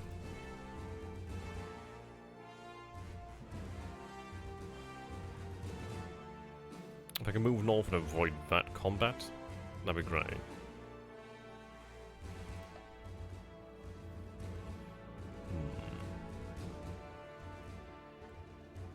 Yep, so the Seleucids are going to have to deal with that. Which is fine by me, but I'm going to move into the Indian Kingdom's territory. I'm going to move on that northern city. If I can take that northern city, that's something worthwhile. But he's moved that main army, at least the one that he does have. The beauty is, should he come chasing at me? Well, chasing me. If I can take the city, at least then I've got a city to hold up in. And the terrain is great at hills. That's good. I produce more food or instant gain food from the land. Requisition food for the army.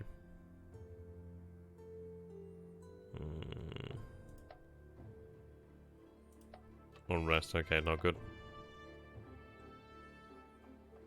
Ooh, epidemic, okay, that's not good. Plague, definitely not good.